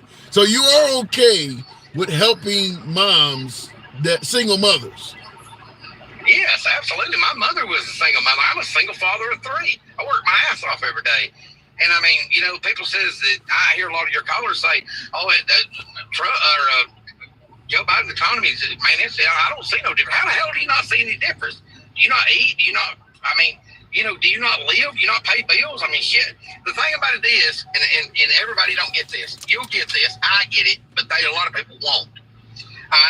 It's the original elite that don't want to feel the pinch. They're still in the 1920s, 30s era, and they don't want to feel the pinch. So they just go up on their product, go up on their damn gas, go up on their damn groceries. They're not feeling it. It's the consumer. And until something's actually passed to stop this bullshit, it's not going to stop. And a prime example of this, I want you to think about this when I say this now. Back when my great-granddaddy was alive and stuff, hell, you know, they made like $5 a week, $10 a week, but hell, they could raise a family of 12 on that shit. Now you can't feed a damn cat. So do you? I had a caller on your side of the aisle that said America was better off when we had the nuclear family and women maintain their place in the home. Do you submit to that? Do you believe that's accurate? No, I mean, not these days. It can't. I mean, you got too much inflation. The damn power's too high. Gas is too high. Cost of living is too damn high. It takes to. If you, I mean, right now where I worked 35, 40 years, hard work. I'm talking about I've got 2 blowed knees. I've got a blowed shoulder, and I'm only 49 years old. But I had to do it to get my shit paid for just because of this purpose. Because the world just keeps getting worse. It ain't gonna get no damn better. Do you believe America? Do you believe America might be better off if women did not vote? No, I do not. I think if the illegals can vote, by God, in blue states, why can't women vote? They're Americans.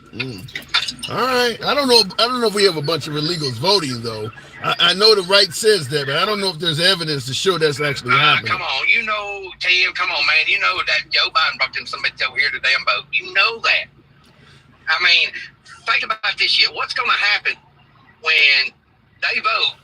And let's just say Trump, for shits and giggles, let's say Trump gets in. You think they gonna still give them for a lifetime? Give them 5-star hotels and shit? No, hell no. They're gonna start looting, rioting, and do whatever because hell, they're already they get picked up because they didn't get your card. Or they didn't get your Okay. Yeah. Okay. Unfortunately, Clinton, if you can still hear me, unfortunately, I had to drop you. Your signal got so degraded that I couldn't hear you. Always good to talk to Clinton. Clinton has a controversial point of view. We don't agree. Fair enough. You know, it ain't about whether we agree or not. It is about free speech. Clinton is always welcome on the program. Listen, I lean left, so Clinton is further to the right than yours truly by a significant margin, but I do believe he should have the right to free speech. And I hear some people in the comments are like, free speech, this might be too much speech, but that's how we do it here. We don't block, ban, or censor anyone. So if you do enjoy this type of dialogue where the forum is open, we go left of Bernie Sanders to having dinner with QAnon. We let people speak. You don't have to agree with anybody in the damn comment section or even yours truly. If you enjoy that type of dialogue, feel free to follow the program on TikTok, a subscription on YouTube if you will. By the way, I appreciate you guys who are tapping the screen on TikTok, getting the likes up. Smash that like button on YouTube. You know how the program is ran. The immigrants are not voting for people, says Dina Clark. I'm not aware that problem is happening anywhere near to the point where Republicans are saying it either. Here's the issue. I don't have access to the way elections are maintained. I'm assuming my last caller does not either. So the only thing I can go by is actual evidence, actual proof. And fact is, the ballot officials are saying this isn't happening. Even on the Republican side of the aisle, they're saying that, for instance, Trump did not lose the 2020 election due to a hell of a lot of illegals, Dominion voting machines, or any of this stuff. I don't have access to all of that stuff. The people who do says that Trump is what he's saying is inaccurate, including his own top cop, Attorney General Barr. His own investigator, the guy who would have the job, who would be responsible for finding that stuff out. And by the way, Barr is now endorsing Trump. So what am I supposed to believe? Barr made it all up and decided to lie about the election when it was actually being stolen from Trump. He decided to lie about it when both Barr, the likes of Mike Pence, and a lot of those folks could have actually been in power for a second term. I don't see where they had a reason to lie about it. But I don't have access to this stuff. The people that do says Trump lost. And they're not by any means all liberals. A hell of a lot of Republicans, up to and including members of his own administration, who would have enjoyed 4 more years of being in power, getting paid, you name it, came forward and said, no, he lost. Mike Pence has never said Trump won the 2020 election. Mike Pence didn't gain a damn thing by saying that Trump lost. He lost a lot too by refusing to certify that election. It would not have been in his best interest to lie about that. So yeah, I don't see it. I don't have anything else to go on. Did you see the poll about the elections asking people how they voted and if they helped people vote? No, I have not seen that. No, I have not seen it. But here's the issue on this stuff. We believe, talking about my beloved MAGA, for instance, we believe claims, allegations of Democratic cheating, stuffing ballot boxes, dead people voting, illegals vote. We believe all of the allegations that involve Democratic cheating in the 2020 election. But when you got Republicans that actually admitted and plead guilty in a court of law under oath, we're suspicious of it. We favor the allegations on Democrats. We refuse to accept actual confessions coming from Republicans. They're actually in court confessing, taking guilty pleas that they cheated on behalf of Trump. We are suspicious of the confessions, but believe the allegations. I don't know what to do with that. But we have a lot of Republicans that have actually confessed and taken a guilty plea that they cheated on behalf of Trump. And we're like, well, maybe the system railroaded them or forced them to do it or something like that. Giving them the benefit of the doubt. But Dinesh D'Souza 2000 Mules, that's fact-based. All of that's true. What am I supposed to do with that? In my humble opinion, that doesn't make a lot of sense. I'm just going to tell you. And if it was reversed, I would point it out on the liberal side as well. But that doesn't make sense that you believe the allegations and question the confessions. Under oath confessions. So not only did they confess, but because it's under oath, they could actually go to jail for lying about the confession if they came up later and said, no, it wasn't true.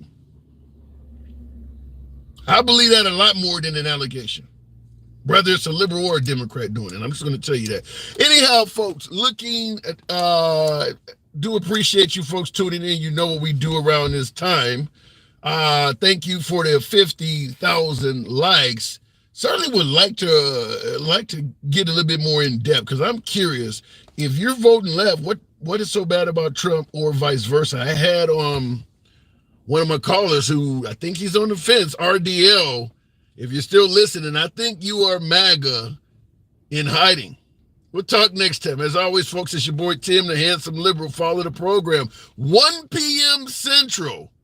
1 p.m. Central, Monday through Friday is when we are here. I appreciate you folks here on the backup page. For you folks who are new, this is the backup page. The handsome liberal spelled correctly is the main page. That's where we will be in about 3 days. But for now, we're on this page. So follow that page as well. Monday through Friday, 1 p.m. See you tomorrow. Thank you folks on YouTube as well. Do appreciate you tuning in. I'll catch you tomorrow, same time.